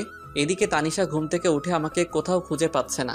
সকাল থেকে একবারও দেখছে না। তানিশাও আমাকে ভালোবাসে, কিন্তু কখনো বলতে পারছে না। কারণ একে তো ও একটা মেয়ে, তার উপর আমি ওর চাচাতো ভাই, তার উপর ছোট লজ্জার কারণে বলতে পারছে না। কিন্তু মন থেকে রাহিকেই ভালোবাসে। রাত্রে বাড়ি আসার সময় আপুর জন্য আইসক্রিম, চকোলেট আর ফুল নিয়ে আসলাম। যেগুলো আপুর পছন্দ করে সেগুলো নিয়ে আসি। আজকে আমার মনের কথা বলেই দিব, পরে যা হবার দেখা যাবে।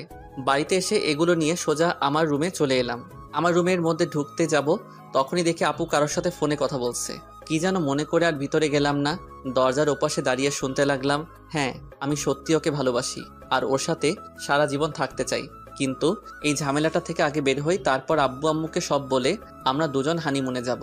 তাদের কথা শুনে আমি তো অনেক বড় একটা ধাক্কা খাই। তার মানে আপু অন্য কাউকে ভালোবাসে। মুহূর্তের মধ্যে আমার সব আশা ভরসা সব নষ্ট হয়ে যায়। আমি কখনো ভাবতে পারিনি আমি ওর কাছে এত বড় একটা সমস্যা। আমি ফুলগুলো ফেলে দিয়ে আইসক্রিম আর চকলেট চুটকিকে দিয়ে দিলাম। না নয়, আমি ওকে মুক্ত করে দিব। আমি তাদের মাঝে ঝামেলা হয়ে থাকতে চাই না। তাই অনেক কিছু ভেবে সিদ্ধান্ত নিলাম, আমি ওকে ডিভোর্স দিয়ে দিব। ও যদি অন্য কাউকে নিয়ে সুখে থাকতে চায় আমি বাধা দিব না।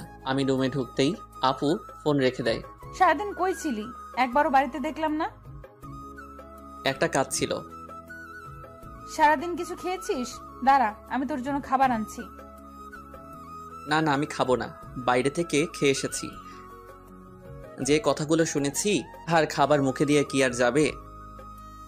তোর সাথে আমার কিছু কথা ছিল। বলেন। অনেক দিন থেকেই বলতে চেয়েছিলাম, কিন্তু বলতে পারিনি। জানি না এই বিষয়টা তুই কিভাবে নিবি। অত কিছু না বলে আসল কথাটা বলেই ফেলুন। আসলে আমি তোকে ডিভোর্স দিতে চান, তাই তো? মানে মানেটা খুব সহজ। আপনি আর এই মিথ্যা সম্পর্ক রাখতে চান না, তাই আমাকে ডিভোর্স দিতে চান। সমস্যা নেই, দিয়ে দিব। আপনার ইচ্ছা আমি খুব তাড়াতাড়ি পূরণ করে দিব। আমি ডিভোর্স পেপার রেডি করছি। আপনি আপনার পছন্দ মতো একটা ছেলেকে বিয়ে করে নিয়েন। কিন্তু আমি তো বাড়িতে কিভাবে জানবেন? ওইটা আপনাকে চিন্তা করতে হবে না, আমি ম্যানেজ করে নিব। তারপর আমি আর আপুকে কিছু বলার সুযোগ না দিয়ে ফ্লোরে শুয়ে পড়লাম। আর বেশিক্ষণ কথা বললে হয়তো চোখ দিয়ে বন্যা শুরু হয়ে যেত। যাকে এতটা ভালোবাসি সে আজ আমাকে এভাবে ছ্যাঁকা দিয়ে দিল। এসব ভাবতে ভাবতে কখন ঘুমিয়ে পড়েছি মনে নেই। হঠাৎ কারো কান্না করার আওয়াজ শুনে ঘুমটা ভেঙে যায়। চোখ খুলে দেখি তানিশা আপু কান্না করতেছে। কি ব্যাপার, এত রাতে কান্না করছেন কেন? কিছু না, এমনি। আজব তো, এত রাতে কেউ কাঁদে? নিজেও ঘুমাচ্ছেন না, আমাকেও ঘুমাতে দিচ্ছেন না। আচ্ছা তুই ঘুমা। আমি ঘুমিয়ে যাই। এদিকে তানিশা ভাবতে থাকে, কেন তোকে বলতে পারলাম না আমি তোকে কতটা ভালোবাসি? আমাকে একবার বলার সুযোগ না দিয়ে তুই সব বলে গেলি। আমি নাকি ডিভোর্স চাই? কিভাবে ভাবছিস এইসব? ওকে, তুই যদি আমাকে ডিভোর্স দিয়ে ভালো থাকিস তাহলে চলে যাব তোর জীবন থেকে অনেক দূরে। তাছাড়া তোকে বিয়ে করে তোর জীবনটা আমি নষ্ট করে দিয়েছি, পারলে ক্ষমা করে দিস। পরের দিন আমি উকিলের সাথে যোগাযোগ করে ডিভোর্সের অ্যাপ্লাই করে আসলাম। আমাদের 6 মাসের ডেট দিয়েছেন। সেখান থেকে আফিকুলের সাথে দেখা করলাম। দোস্ত, আমার সব শেষ। কেন, তোর আবার কি হলো? আর কাঁদছিস কেন? তানিশা আমার কাছে থেকে ডিভোর্স চাই। কি বলছিস এসব তুই? হ্যাঁ, আমি সত্যি বলছি। তাহলে কি করবি এখন তুই? আমার সাথে চল। কোথায়? চল না। আমি আর আফিকুল একটা বাড়ি আসলাম। এখানে আনলি কেন? ড্রিঙ্কস করব তাই। তুই কি ড্রিঙ্কস করিস? হুম। কিন্তু তুই তো আজ পর্যন্ত একটা সিগারেটও মুখে নিয়ে দেখিস নাই। আজকের মতো তো আর কখনো কষ্ট পাই নাই। তারপর আমরা দুজনই ড্রিঙ্কস করি। আমি একটু বেশি খেয়েছি, যার কারণে নিজেকে কন্ট্রোল করতে পারছি না। তাই আফিকুল আমাকে বাড়িতে নিয়ে আসে। বাড়িতে দরজায় নক করতে তানিশা দরজা খুলে দেয়। ভাবি, আসলে আজকে রাহি একটু ড্রিঙ্ক করে ফেলেছে। আচ্ছা ঠিক আছে, আপনি ওকে ভেতরে নিয়ে আসুন। তারপর আফিকুল আমাকে রুমে রেখে চলে যায়। একটু পরে আপু আসলো। তুই ড্রিঙ্কস করেছিস? হ্যাঁ, হুম করেছি। তোর কোনো সমস্যা? তুই তো আগে এমন ছিলি না। সবসময় কি একরকম থাকতে হবে? এই বলে আমি তানিশার দিকে এগোচ্ছি আর তানিশা পিছনে যাচ্ছে। এদিকে আসছিস কেন? আমার ইচ্ছে হয়েছে, আমি আমার বউকে আদর করব, যা ইচ্ছা তাই করবো। আপনার কোনো সমস্যা? আমি তোকে আগেই বলেছিলাম। পুরো কথা শেষ হওয়ার আগে আমি ওকে ধরে ফেলি। কি করছিস? ছাড় আমাকে। আজকে আমার বউয়ের অধিকার নিয়েই ছাড়বো।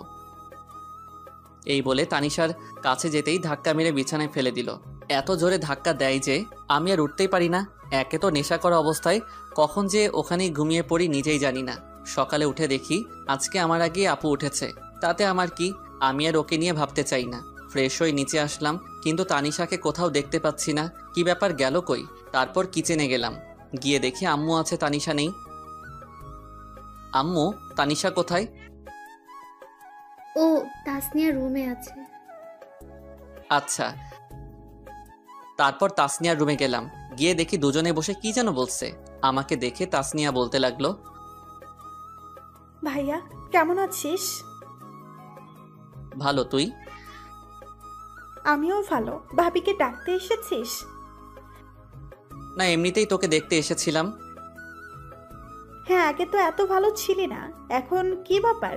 ভাবি যাও, ভাইয়া তোমাকে দেখতে না পেয়ে মনটাকে সান্ত্বনা দিতে পারছে না। তুই কিন্তু একটু বেশি পেকেছিস।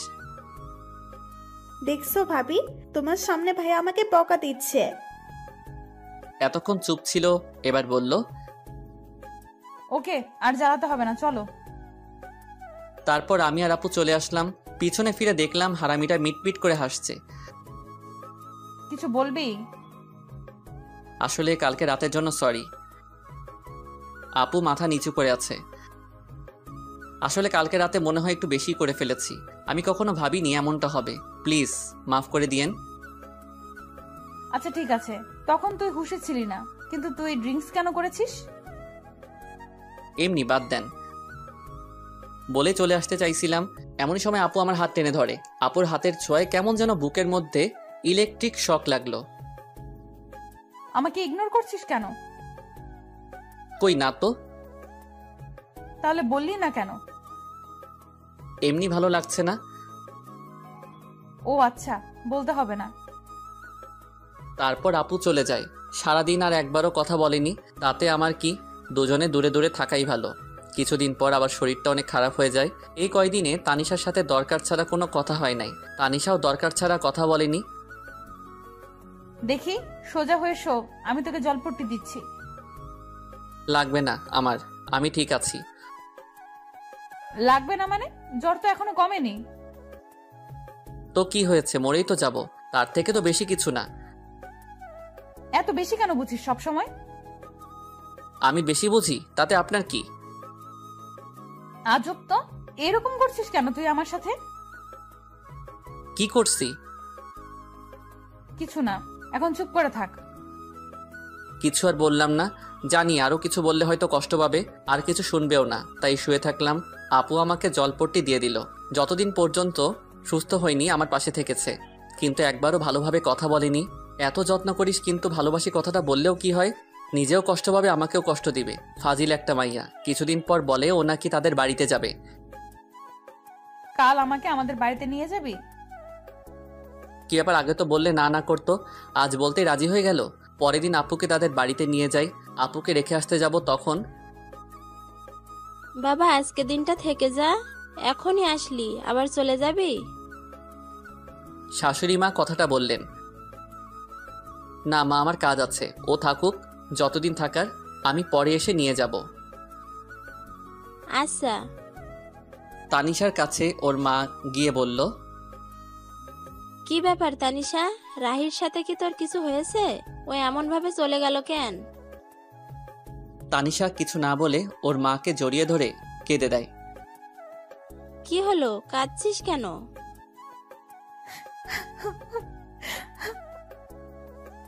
কি হয়েছে পাগলি মেয়ে, এভাবে কাঁদছিস কেন? রাহি কি তোকে কিছু বলেছে? আম্মু, আমি রাহিকে ভালোবেসে ফেলেছি, কিন্তু বলতে পারছি না। ও অন্য কিছু ভেবে আমার উপর রেগে আছে। তারপর ওর মাকে সব খুলে বলে। আমি রাহির সাথে কথা বলে দেখছি। না আম্মু, তোমাকে বলতে হবে না। তুই তো বলতে পারবি না, পাগলি একটা। আমি বলছি। না, আমিই বলবো, তারপর যা হবার হবে। ওকে, তাহলে এবার কান্না থামা, পাগলি একটা। এদিকে আমি বাড়িতে এসে কিছু ভালো লাগে না, মনটা শুধু হাহাকার করছে। কি যেন নেই মনে হচ্ছে। আপুকে ওখানে রেখে এসে তো এখন রুমটা ফাঁকা ফাঁকা মনে হচ্ছে। ওকে কি নিয়ে আসবো? কিন্তু এত রাতে কিভাবে যাব? কাল সকালে গিয়ে নিয়ে আসবো, তা না হলে ওকে দেখতে না পেয়ে মরেই যাব। এদিকে রাতটা যেন কাটতেই চাচ্ছে না, এপাশ ওপাশ করছি। এদিকে তানিশাও অস্থির অস্থির লাগছে, কেন যেন রাহিকে ছাড়া ভালো লাগছে না। অনেক কষ্টের পর সকাল হলো, আমি রেডি হয়ে বেরিয়ে পড়ব। তখনই এত তাড়াহুড়ো করে কোথায় যাচ্ছিস? একটা কাজে। তোর আবার কিসের কাজ? আছে একটা জরুরি কাজ, আমি যাচ্ছি বলে চলে আসলাম। এতক্ষণ পর তানিশা আপুর বাড়িতে চলে আসলাম। এসে কলিং বেল চাপ দিতেই আমার চাচা মানে শ্বশুর মশাই দরজা খুলে আমাকে দেখতে পান। আরে রাহি বাবা, এত সকালে যে? ভেতরে আসতে বলবেন না? আরে আয়, এটা তো তোরই বাড়ি। কে এসেছে গো? দেখে যাও, তোমার মেয়ে জামাই এসেছে। ও রাহি, বাবা ভিতরে এসে বসো। আম্মু, তানিশা কই? ওর ঘরে আছে। আচ্ছা। আমি আর এক মুহূর্তে এখানে না দাঁড়িয়ে আপুর রুমে চলে এলাম। এসে দেখি মহারানী মন খারাপ করে শুয়ে আছে। আমি একটু আওয়াজ করলাম, দেখলাম কোনো সারা শব্দ নেই।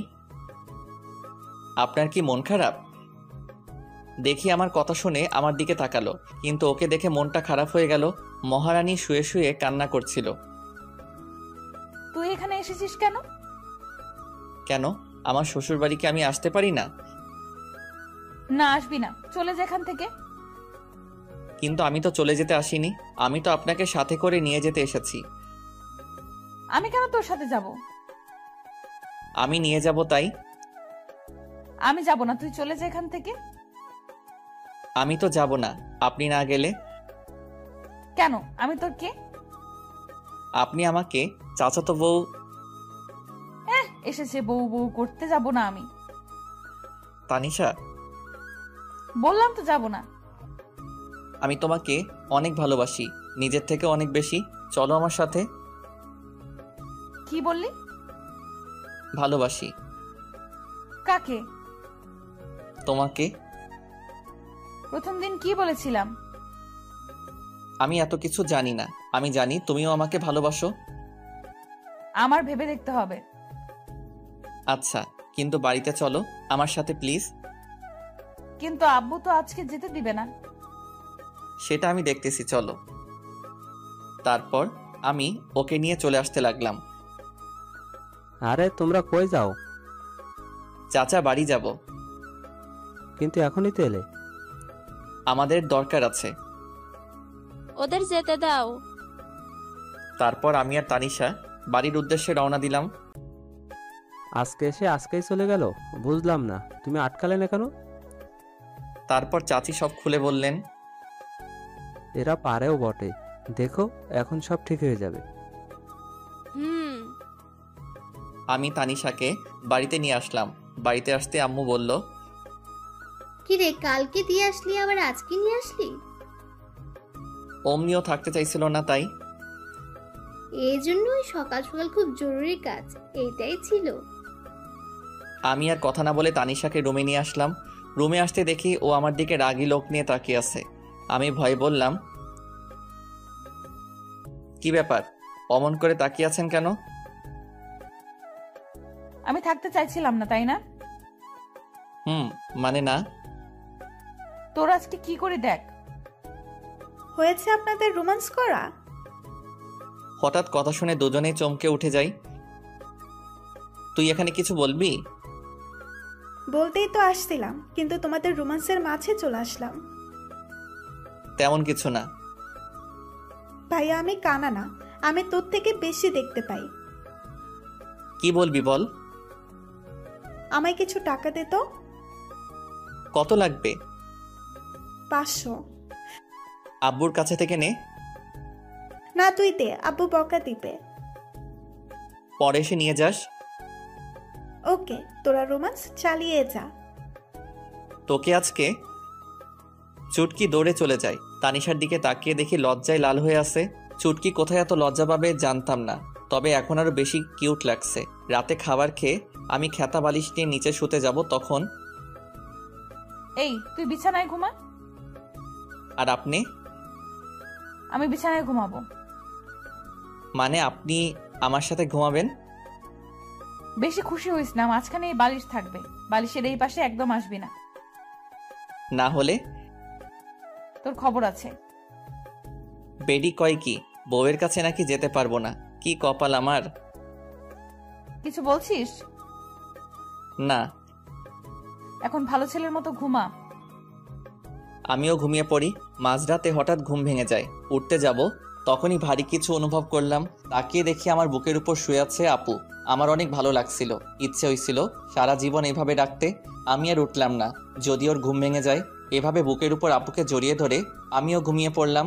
সকালে আমার আগেই আপুর ঘুম ভেঙে যায়, দেখে আমি ওকে, ও আমাকে জড়িয়ে ধরে আছি। ও উঠার চেষ্টা করতেই আমি আরো জোরে জড়িয়ে ধরি। এমনভাবে জড়িয়ে ধরে শুয়ে আছি আপু যেন বুঝতে পারে আমি ঘুমের ঘোরে জড়িয়ে আছি। যখন আমার থেকে নিজেকে ছাড়িয়ে নিতে পারছে না, তখন আমাকে ডাকতে থাকে, রাহি ওই। আমি চুপ। ওঠ আর ছাড় আমাকে। ও সরি। ওকে ছেড়ে এমন ভাব করলাম যেন আমি কিছুই জানি না। আমি বুঝতে পারি নাই। ঠিক আছে। মনে মনে আমি হাসছিলাম। মাইয়া দেখি একটু একটু করে লাইনে আসছে। পরের দিন আমার আব্বু আম্মু আর চুটকি আমাদের এক আত্মীয়ের বাড়িতে যায় 2 দিনের জন্য। আম্মু যাওয়ার সময় বলে গেল যেন ওনার বৌমার খেয়াল রাখি আর ঝগড়া যেন না করি। মুই আর কি কইতাম, আমি তো এখন অবুঝ বাচ্চা। দুপুর হয়েছে, খুব খিদা লাগছে। তানিশা কই গেল? তানিশা আপু, বল। দুপুর হয়ে গেল তো, কিছু কি রান্না করছেন? খুব ক্ষুধা লাগছে। আমি তো রান্না করতে পারি না। কি মজা করছেন আমার সাথে? মজা কেন করব, আমি সত্যিই রান্না করতে পারি না। খাইতে পারেন মানে? কিছু না। হারামজাদি কয় কি রান্না করতে পারে না, শুধু গিলতে পারে? মেয়ে হয়ে এখনো রান্না করতে শিখেননি? আম্মু কখনো রান্না করতে দেয়নি। মেয়ে মানুষ যখন হয়েছেন একটু তো রান্না করা শিখতে পারতেন। রান্না করতে পারেন না? বিয়ে করে বরকে কি করে খাওয়াতেন? এখন কি হবে আমার? বিয়ে তবে করলি কেন? শখে করি নাই, জোর করে করাইছে। যত সব। খিদের জ্বালায় কি সব বলেছি। খিদে লাগলে মাথা ঠিক থাকে না। আমি গিয়ে হোটেল থেকে খাবার এনে খেয়ে নেই। পরে মনে হলো তানিশাও কিছু খাই নাই, তাই খাবারগুলো নিয়ে ঘরে গেলাম। এই নেন, খাবারগুলো খেয়ে নেন। আমার মাথা ব্যথা করছে, আমি নিচে ঘুমাচ্ছি, আপনি খাবার খেয়ে নিয়েন। তারপর আমি গিয়ে ড্রয়িং রুমে ঘুমিয়ে পড়লাম। ঘুম ভাঙলে দেখি সন্ধ্যা নামবে। তানিশাকে ডাকতে রুমে যাই, গিয়ে দেখি খাবারগুলো যেমন রেখেছিলাম তেমনই আছে। তানিশা গেল কোথায়? সারা বাড়ি খুঁজে পেলাম না, তাই ছাদে গেলাম। গিয়ে দেখি মহারানী ছাদে দাঁড়িয়ে আছে। আমি গিয়ে ডাক দিতেই চোখ মুছে আমার দিকে তাকালো। বুঝলাম আমার কথায় অনেক কষ্ট পেয়েছে। খিদের জ্বালায় তখন আমার মাথা ঠিক ছিল না। আমার হয়তো এমনভাবে বলা ঠিক হয় নাই। এখনো খাবার খান নাই কেন? এমনি ভালো লাগছিল না। সরি, আমি আপনাকে সেভাবে বলতে চাইনি। প্লিজ আমাকে মাফ করে দিয়েন। না, সরি কেন বলছিস? তুই তো ঠিকই বলছিস। না, আমি ঠিক বলিনি। সরি, আমার উপর রাগ করে থাকবেন না। আচ্ছা, রাগ করে নাই। সত্যি? সত্যি। তাহলে চলুন, এখন খাবেন। এখন? সারাদিন তো কিছুই খান নাই। তারপর আমি ওকে জোর করে এনে খাওয়ার জন্য বসিয়ে দিলাম। ও খাচ্ছিল, আমি চেয়ে চেয়ে দেখছিলাম। কি ব্যাপার, এমন করে আমার খাওয়া কি দেখছিস? কই না তো। আমি দেখছি তুই আমার খাওয়া দেখছিলি। দেখছি তো, কি হয়েছে? কেন, আমার নজর লাগবে না বুঝি? আমি আমার বউয়ের খাওয়া দেখছি, তাতে আপনার কি? কে তোর বউ? কেন কি বললি? কে তোর বউ? আপনি খান, আমি আসছি। এখন আবার কই যাস? রাতের খাবার আনতে। আপনি তো আর রান্না করতে পারবেন না। পরের দিন এভাবেই চলে গেল। তার পরের দিন বাড়িতে সবাই এলো। এইদিকে মনে মনে আমি একটা প্ল্যান করতে থাকি। পরের দিন সকালে ঘুম থেকে উঠে দেখি তানিশা আমাকে আজকেও জড়িয়ে ধরে আছে। আমিও উঠি না, কারণ এই সময়টা আমার কাছে খুব ভালো লাগে। সারা দিনে ওর এতটাই কাছে আসতে পারি, এটাই আমার জীবনের অনেক কিছু। সারা জীবন আমি ওকে আমার বুকের মধ্যে জায়গা দিতে চাই, যেন কখনো সে হারিয়ে না যায়। আজকে তানিশা ওর ফ্রেন্ডদের সাথে দেখা করতে গেছে। তোর কিছু ভালো লাগছে না। এর মাঝে আমার ফোনটা বেজে উঠলো। ফোন হাতে নিয়ে দেখি এক বড় ভাইয়ের ফোন। ফোন রিসিভ করলাম। রাহি বলছো? হ্যাঁ ফয়সাল ভাই, বলেন। তুই চাকরির কথা বলেছিস না? ভাই, বলেছিলাম। আমার এক আঙ্কেলের অফিসে তোর চাকরির ব্যবস্থা করেছি, তুই এই ঠিকানায় আয়। ভাই, আমি আসছি। ফয়সাল ভাইয়ের দেওয়ার ঠিকানায় আমি চলে গেলাম। তারপর ওনার সাথে দেখা করলাম, কাজ হয়ে গেল। আমিও চলে আসি। রাস্তা দিয়ে হাঁটছিলাম, হঠাৎ তানিশার মতো কাউকে দেখতে পেলাম। একটু এগিয়ে গিয়ে দেখি ও রাস্তায় অন্য পাশে আর ও ফ্রেন্ড অন্য পাশে। তানিশার সাথে একটা ছেলে আছে। ওই ছেলেটা কে আর তানিশার সাথে কি করছে একটু এগিয়ে গেলাম। গিয়ে দেখি তানিশার হাত ধরে টানছে। এটা দেখে তো আমার মাথায় গরম হয়ে গেছে। তানিশার হাত ধরে টানছে আর কি যেন বলেছে।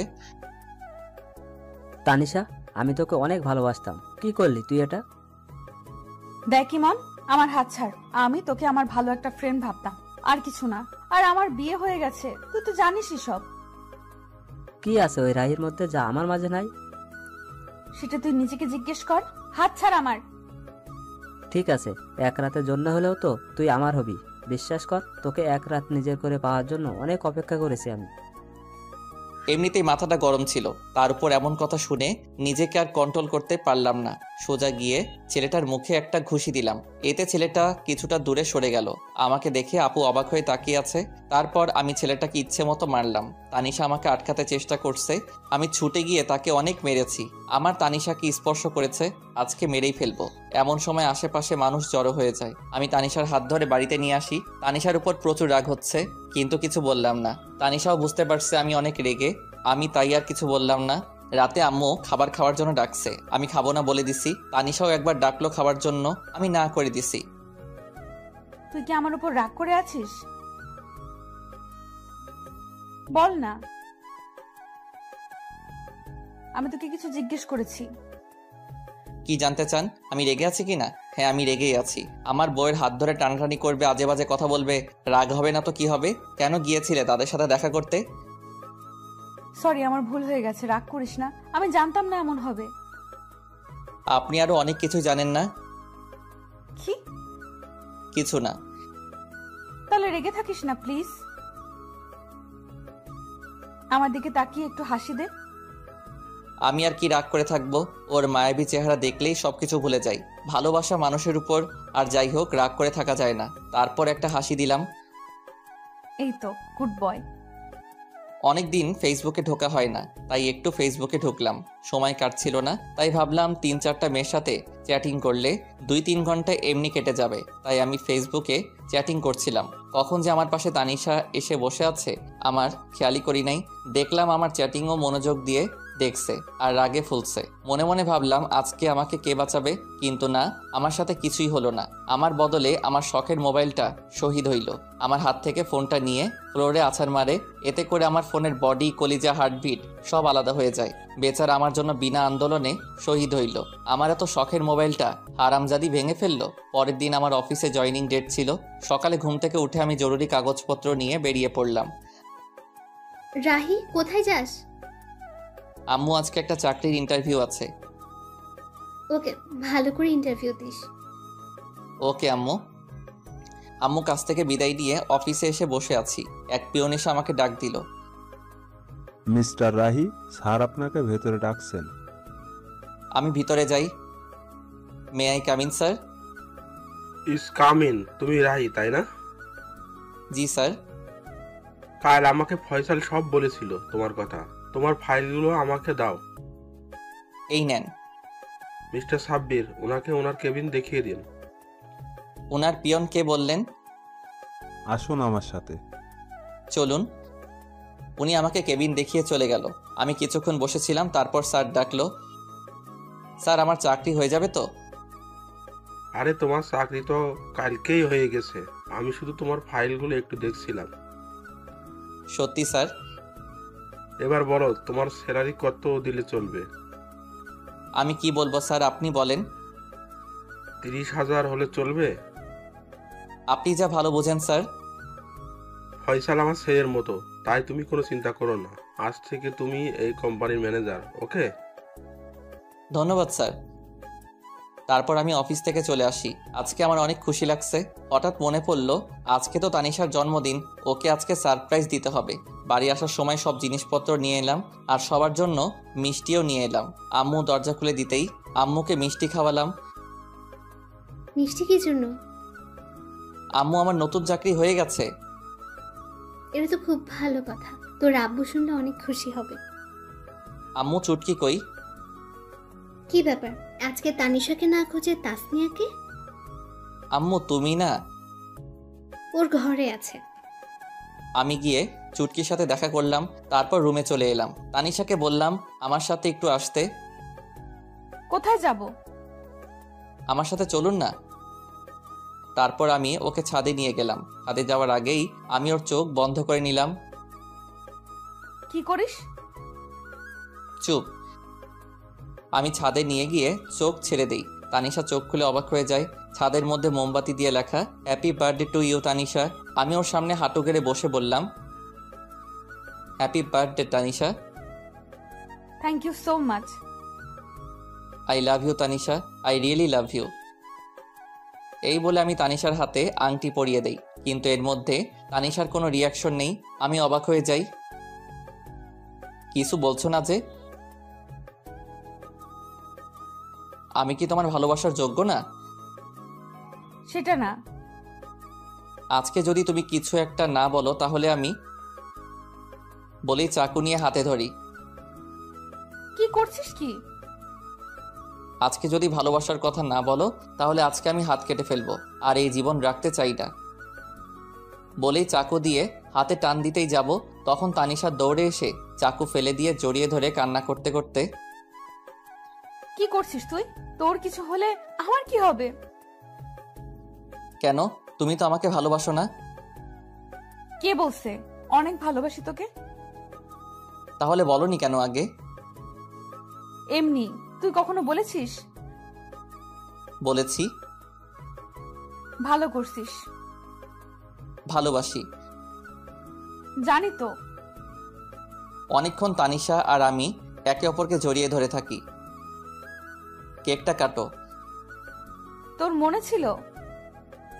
আমার একমাত্র বউয়ের জন্মদিন আমার মনে থাকবে না? হয়েছে হয়েছে, আর পাম মারতে হবে না। তারপর আমি আর তানিশা মিলে কেকটা কাটি। আমি ওকে খাইয়ে দেই আর ও আমাকে খাইয়ে দেয়। এই মুহূর্তটা আমার কাছে মনে হলো নতুন অনুভূতি। এতদিন পর আজকে আমার খুশি লাগছে। অনেক রাত হয়েছে, চলো এখন। এমন ভাবে যাব না। তাহলে? আমি হেঁটে যেতে পারবো না। তাহলে কিভাবে যাবেন? বুঝতে পারছিলাম ও আমার খুলে উঠে যাওয়া কথা বলছে, তার জন্য এমন করে বলেছে। আমি না বোঝার ভান করলাম। সব কথা কি মুখে বলতে হয়? বুঝতে পারছি। বলে তানিশাকে খুলে তুলে নিলাম, আমার গলা জড়িয়ে ধরলো। আমি ছাদ থেকে ওকে রুমে নিয়ে আসলাম। রুমে এসে তো তানিশা অবাক হয়ে যায়। রুমটা এত সুন্দর করে কে সাজালো? তানিশার পছন্দ সব ফুল দিয়ে সাজানো। পছন্দ হয়েছে? অনেক। কে করলো এসব? সেটা না হয় পরে জানবে। ওকে। তারপর আমি দরজা লাগিয়ে তানিশাকে বিছানায় ফেলে দেই। আমি তানিশার উপরে উঠে ওকে দেখতে থাকি। তানিশা আমাকে ধাক্কা দেয়, কিন্তু লাভ হয় না। আমি ওর কাছে যেতেই তানিশা লজ্জায় চোখ বন্ধ করে নেয়। আমি ওর গোলাপি ঠোঁটে কিস করতেই ও কেঁপে ওঠে। আমি আস্তে আস্তে ওর ঠোঁটে কিস করতে করতে গলায় কিস করি। এরপর তানিশা নিজেই আমার উপর ঠোঁটে কিস করতে শুরু করে। তারপর আমার দুজনেই হারিয়ে যাই ভালোবাসার অতল সাগরে। সকালে আমার আগেই তানিশার ঘুমটা ভেঙে যায়। তানিশা দেখে আজকেও আমার বুকের উপর শুয়ে আছে। তানিশার কাছে আজকে সকালটা একদম অন্যরকম। অনেক খুশি খুশি লাগছে, কিন্তু কাল রাতের কথা মনে পড়তেই কিছুটা লজ্জা পাই। তাকিয়ে দেখে এখনো রাহি ঘুমিয়ে আছে। তাই রাহির কপালে আলতো করে একটা কিস দেয়। এতে রাহি তানিশাকে আরো শক্ত করে জড়িয়ে ধরে। তানিশা বুঝতে পারে রাহি জেগে আছে এখনো, তাই রাহির কাছ থেকে ছাড়ার জন্য চেষ্টা করে, কিন্তু পারে না। রাহি আরো শক্ত করে জড়িয়ে ধরে কিস দেয়। কি মশাই, সারা রাত তো ঘুমাতে দেন নাই, এখন আবার কি? এখন ওইটা?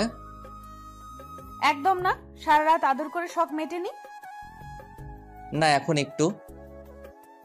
No mister. ওকে একটা কিস তো দিবা? ওকে, চোখ বন্ধ করো।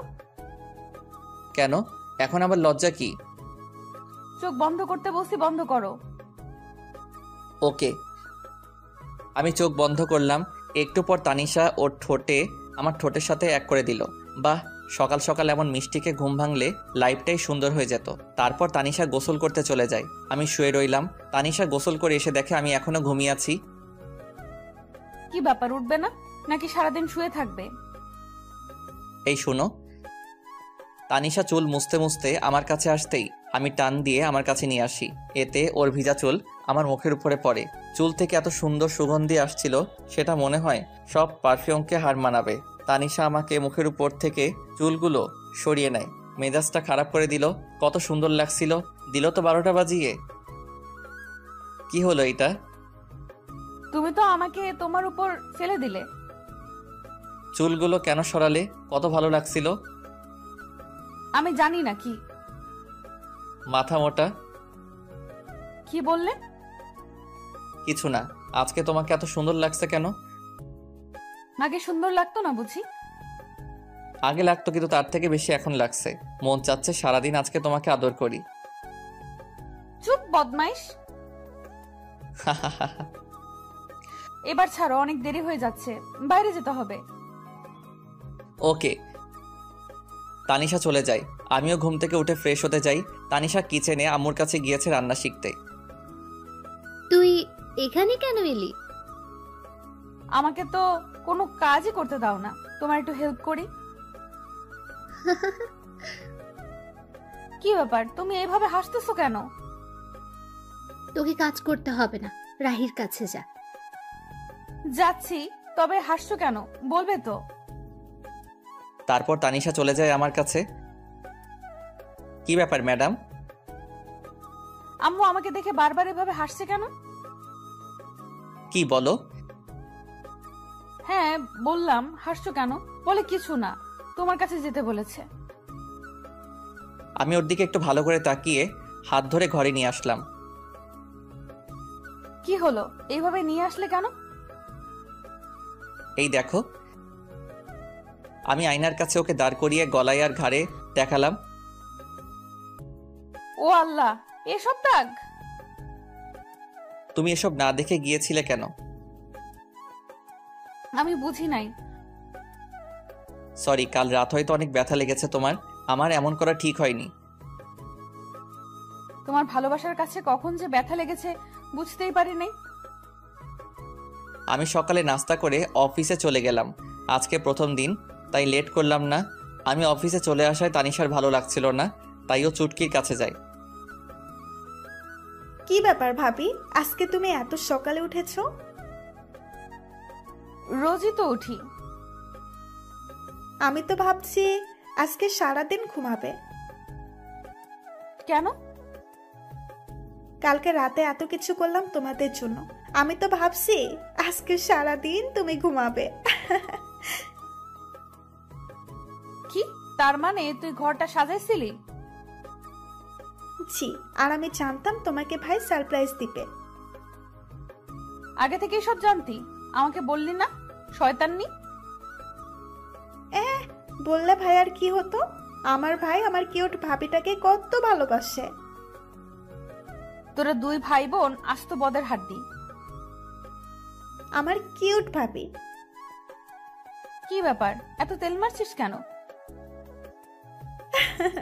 কিছু না।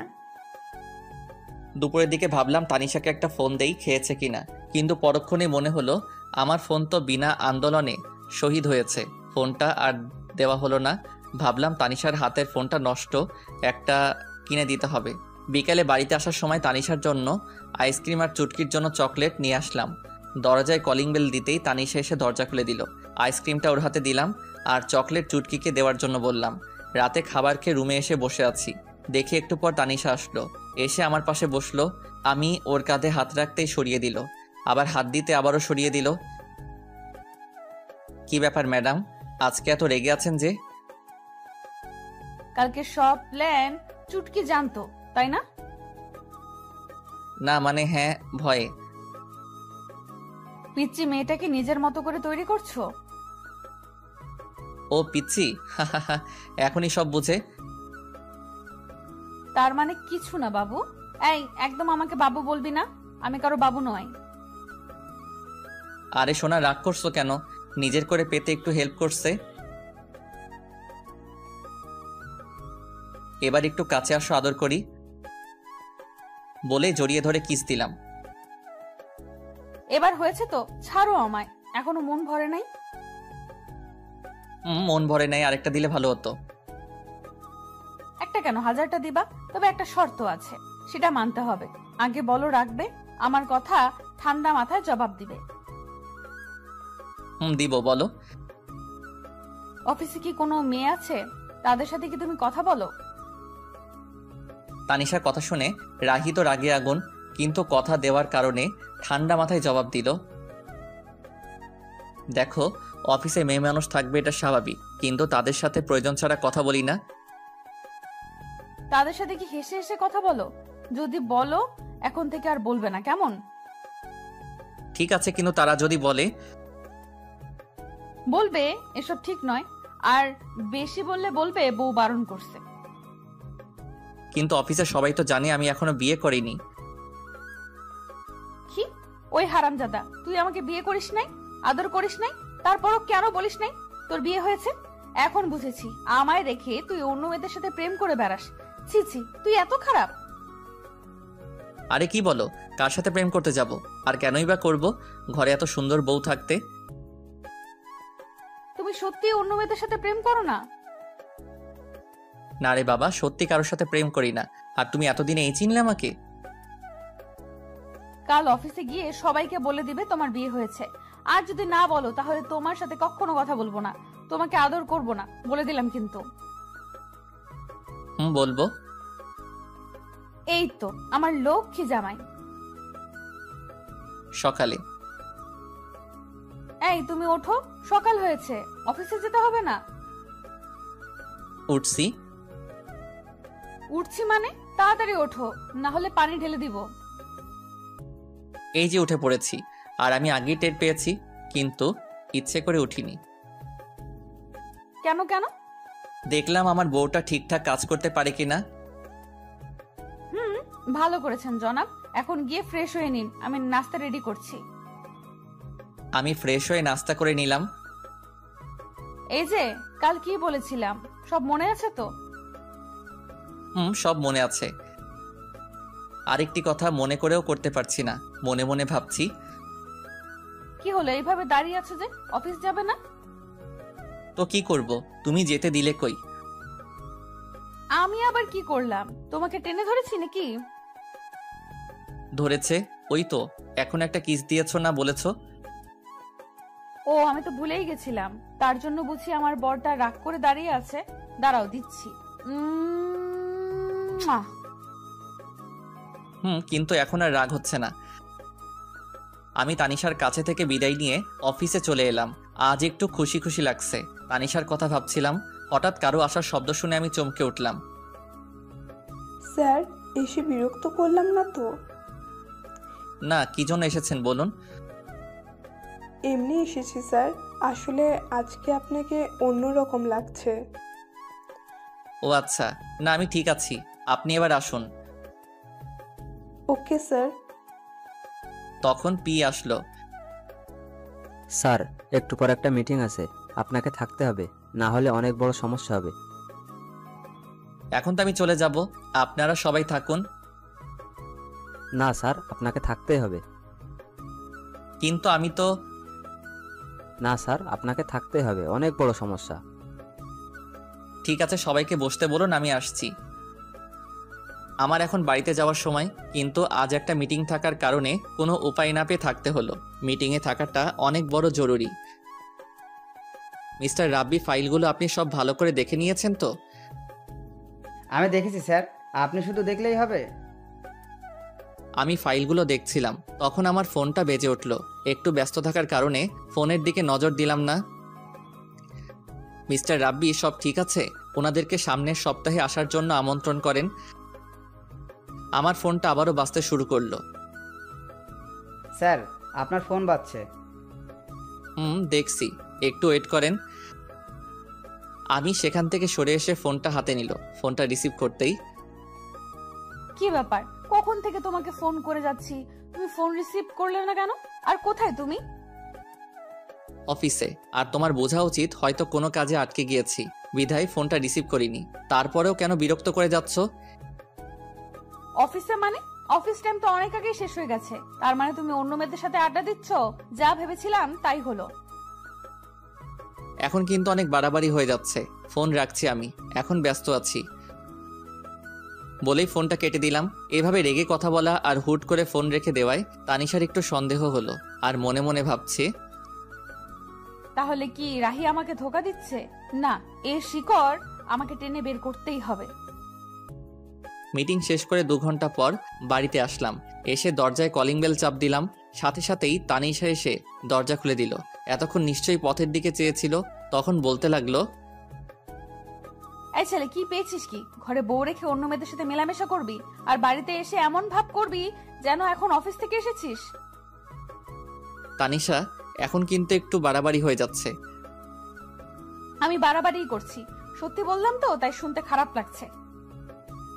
আমি নিজের রাগ কন্ট্রোল করতে না পেরে নিজের গালে নিজেই 2টা থাপ্পড় মারি।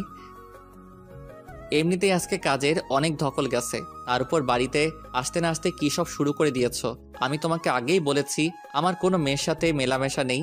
আগে যাই একটু কথা বলতাম, এখন তাও বলি না, কারণ তুমি আছো, তোমাকে নিয়েই ভাবতে চাই। তাহলে আজ এত লেট করলি কেন? ফোন করলাম, কথা না বলে কেটে দিলি। নিশ্চয়ই তখন পাশে কোনো মেয়ে ছিল।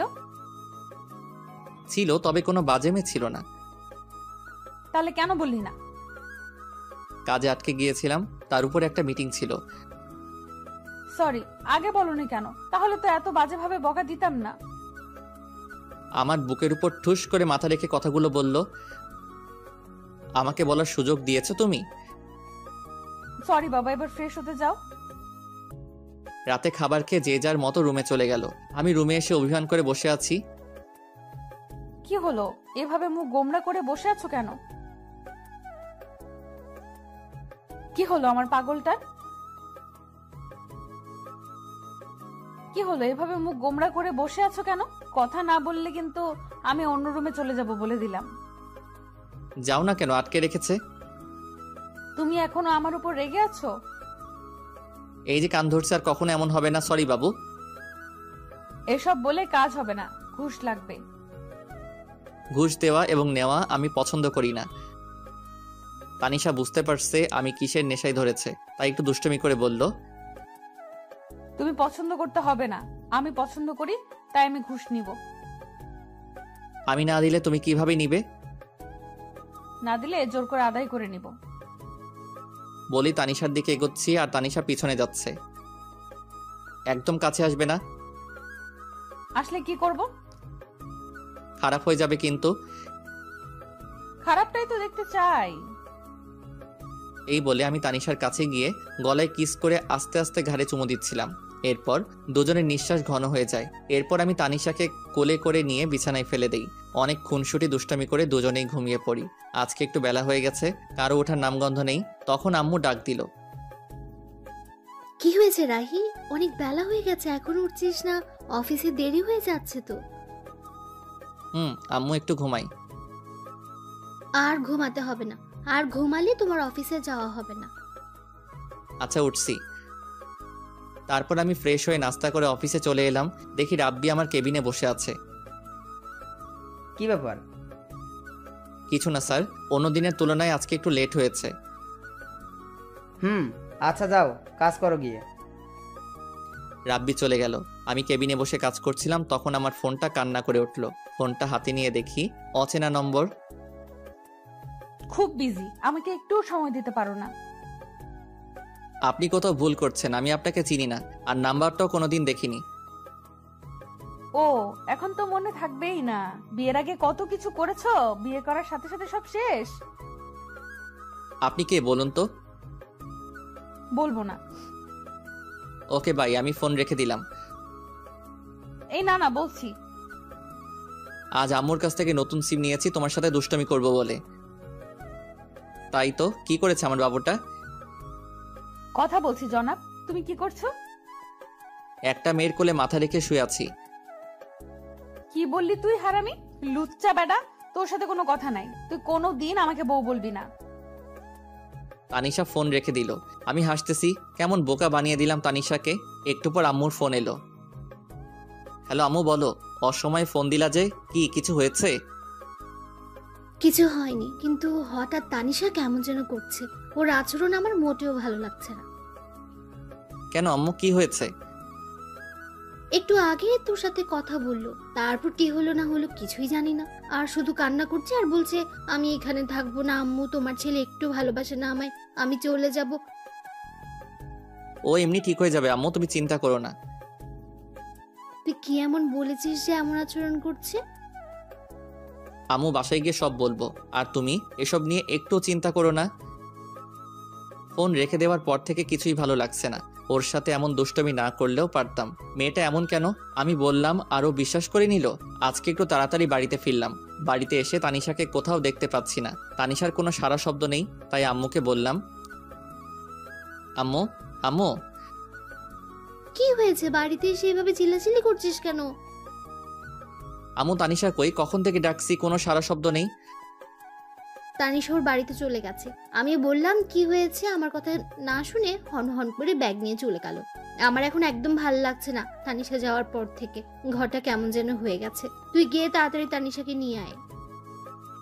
আম্মু অনেক রাত হয়েছে, এখন তুমি শুয়ে পড়ো, আমি আসছি বলেই বাইক নিয়ে শ্বশুরবাড়ির উদ্দেশ্যে রওনা দিলাম। বেশি দূরের পথ না। শ্বশুরবাড়ি এসে দরজায় কলিং বেল দিতে লাগলাম। কিছুক্ষণ পর তানিশা এসে দরজা খুলে দিল। কি হয়েছে, এভাবে চিল্লাচিল্লি করছেন কেন? এটা কোনো মাছের হাট না যে এভাবে চিল্লাচিল্লি করবেন। তুমি এভাবে চলে এলে কেন? জানো না আম্মু তোমাকে ছাড়া থাকতে পারে না, সাথে আমিও। ঢং করা লাগবে না। যেখানে আমার কোনো মূল্য নেই সেখানে আমি থেকে কি করব? মানে? অফিসে যাওয়ার নাম বলে অন্য মেয়েদের সাথে থাকবে, সন্ধ্যা হলে বাসায় ফিরবে, তার কাছে আমি কিভাবে থাকবো? তানিশা চোখ মুখ লাল হয়ে আছে, মনে হয় অনেক কান্না করছে। কান্না করারই কথা, যে কথা বলেছি। আরে আমি তো মজা করে বলেছিলাম, আর আমি তো তখন তোমার সাথেই কথা বলছিলাম। বিশ্বাস না হলে অফিসে খোঁজ নিয়ে দেখো। আমি কোনো খোঁজ নিতে যাব না, আমার কোনো দরকার নেই। আপনি এখান থেকে চলে যান। আপনার মতো লোকের সাথে আমি সংসার করব না।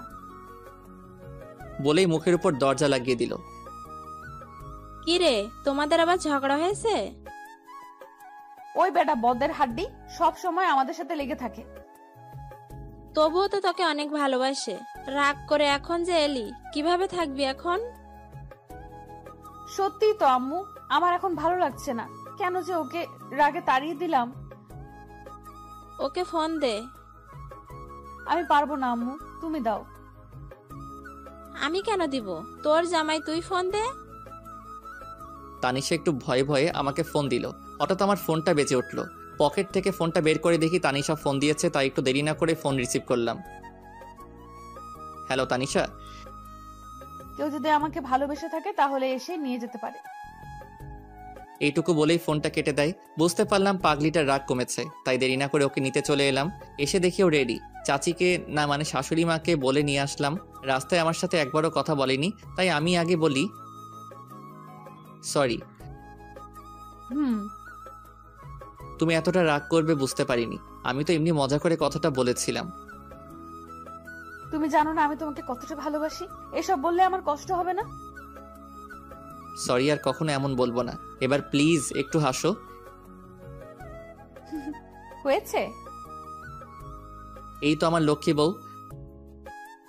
বাসায় আসতে আম্মু তানিশাকে দেখে বলতে থাকে, কি রে মা, রাগ করে এভাবে এখান থেকে চলে গিয়েছিলি কেন? জানিস না তোকে ছাড়া এখন এই বাড়িটা ফাঁকা ফাঁকা লাগে? আর যাব না আম্মু, তোমার ছেলেকে বলো আমার সাথে যেন না লাগে। রাহি, তুই সবসময় আমার মেয়েটার পেছনে লেগে থাকিস কেন? তানিশা, তোর সাথে আর এমন করলে আমাকে বলবি, তখন মজা দেখাবো হারামজাদাকে। ওকে। রাতে খাবার খেয়ে ঘুমানোর সময় ঘটলো বিপত্তি। তুই বিছানায় ঘুমাবি না। আজব তো, কেন? আমি বসি তাই। সব তো ঠিক হয়ে গেল, কিন্তু এখন আমার কি? কিচ্ছু ঠিক হয়নি। আমাকে কষ্ট দেওয়ার ফল। যতদিন না আমি বলবো ততদিন তুই নিচেই ঘুমাবি। এটা কেমন কথা? ওই আমার সোনাটা, বাবুটা। না, তুই একদম এসব বলে ডাকবি না। আমি তোর কেউ না। ও বউ। কে তোর বউ? তুমি আমার কিউট সোনা বউ। আমি তোর বউ না। আমার বর তো খুব ভালো, সে আমাকে অনেক ভালোবাসে, কখনো কষ্ট দেয় না। কিন্তু তুই শুধু আমাকে কষ্ট দিস। ও বউ, ভুল হয়ে গেছে, মাফ করা যায় না? একদম চুপ। তুই আজ থেকে নিচেই ঘুমাবি। তোমার কষ্ট হবে না এতে? আমার কোনো কষ্ট হবে না। ওকে, গুড নাইট। পরের দিন সকালে ঘুম থেকে উঠে দেখে আমি বিছানায়। কি ব্যাপার, আমি এখানে কিভাবে আসলাম? আমি তো ফ্লোরে ঘুমাইছিলাম। নিশ্চয়ই বান্দর নিয়ে এনেছে। থুক্কু তানিশা। মুখের কোণে অজান্তেই হাসি ফুটে উঠলো।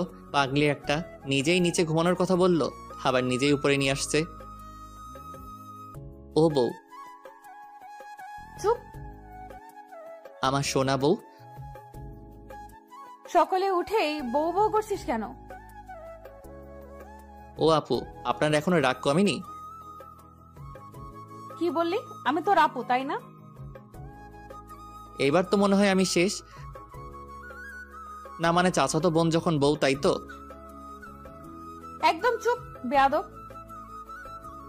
রাগ কেন বাবু? সরি বলছি তো। রাখ তোর সরির গুষ্টি মারি। তানিশার সাথে ঝগড়া করছিলাম তখনই চুটকি এসে ডাক দিল। ভাইয়া তোকে আর আপুকে আব্বু ডাকছে, তাড়াতাড়ি আয়। তুই যা, আসছি। তাড়াতাড়ি আয়। তারপর আমি আর তানিশা আব্বুর কাছে গেলাম। আব্বু কিছু বলবে? তোমাদের সাথে কিছু কথা ছিল। কি বাবা?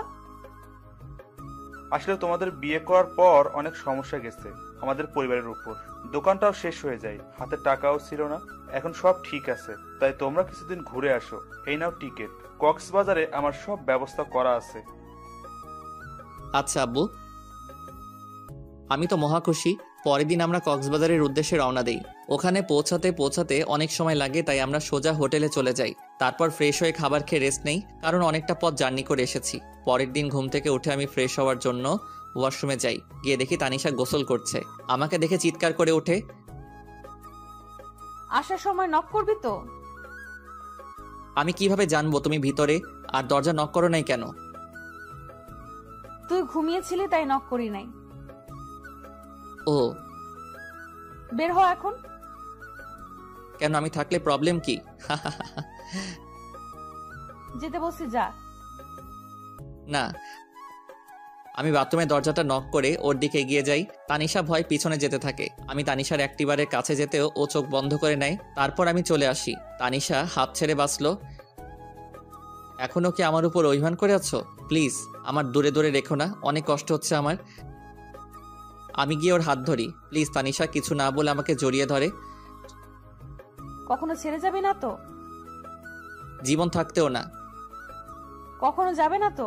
বাঁচতে হলে একসাথে বাঁচবো, মরতে হলে একসাথে মরবো। প্রমিস? প্রমিস। ওই হুম। আমার না ছোট একটা রাহি লাগবে। তাই? হুম। কিন্তু আমার যে ছোট্ট একটা তানিশা লাগবে। তানিশা লজ্জা পেয়ে আমার বুকে মুখ লুকাই। আমি ওকে কোলে করে নিয়ে বিছানায় ফেলে দেই। ওর ঠোঁটের সাথে আমার ঠোঁট এক করে দেই। তারপর কি হলো সেটাও কি বলতে হবে? আপনাদের কি লজ্জা শরম কিছু নেই? এটা জানার জন্য বসে আছেন? জান মিয়া। 1 বছর পর আমি মাথায় হাত দিয়ে বসেছিলাম, ঠিক তখনই স্যার আপনার মেয়ে হয়েছে। তানিশা কেমন আছে? ভালো না, শেষবারের মতো দেখে আসেন। কি বলছেন এসব? আমি কেবিনে গিয়ে, এই তানিশা উঠো, দেখো আমাদের মেয়ে হয়েছে, তোমার মতোই মিষ্টি। এই তানিশা দেখো না একবার, প্লিজ একবার কথা বলো। তুমি কিন্তু তোমার প্রমিস ভেঙে ফেলছো। তুমি আমাকে প্রমিস করেছিলে একসাথে বাঁচবো একসাথে মরবো, কিন্তু তুমি আমাকে আগে রেখে যেতে পারো না। ঠিক আছে, আমিও চলে যাব। তখনই তানিশা আমার হাত ধরে বলে, এই পাগল, তুমি আমাকে ছেড়ে কই যাবে? কোথাও না, আমার পাগলিটাকে বুকে নিয়ে রাখবো। তানিশাকে জড়িয়ে ধরেছিলাম তখনই আমাদের রাজকন্যা কোথায় দেখি? তানিশা আমাকে ছেড়ে দিয়ে, এখানে আছে আম্মু। সবাই দেখি সরো, আমি বাবুটাকে দেখব। চুটকি বাবুকে দেখে বলতে থাকে, আমি একটু কোলে নেই। তারপর বাবুটাকে কোলে নিয়ে বলে, আপু বাবুটা একদম দেখতে তোমার মতো কিউট হয়েছে। ওকে আমার কাছে দে, ও আমার মেয়ে। তোর মেয়ে? আমি কি খেয়ে ফেলছি নাকি? এই কথা শুনে সবাই হেসে উঠল। তারপর আমার মিষ্টি মেয়েকে নিয়ে সবাই আনন্দ করলো। সন্ধ্যার সময়, আম্মু আব্বু তোমরা বাসায় চলে যাও, আমি তানিশার কাছে আছি। ঠিক আছে, আমরা এখন আসি, কিছুক্ষণ পরে খাবার নিয়ে আসবো। আচ্ছা। তখন তানিশা বলল, রাহি এদিকে এসো। বলুন মহারানী। এখানে এসে বসো। তাহলে তোমার মিষ্টিটা দাও। দেখছে তো? কে দেখছে? তোমার পাঠক পাঠিকা। এই যে পাঠক পাঠিকা ভাই বোন, আর কতদূর যাবেন? এখন আমাদের প্রেম করতে দেন। ভুল ত্রুটি হলে ক্ষমার দৃষ্টিতে দেখবেন। পুরো গল্পে আমার সাথে থাকার জন্য ধন্যবাদ। কেমন হয়েছে গল্পটি বড় করে কমেন্ট করে যাবেন। তারপরের গল্পটা দেখতে হলে অবশ্যই সঙ্গে থাকবেন।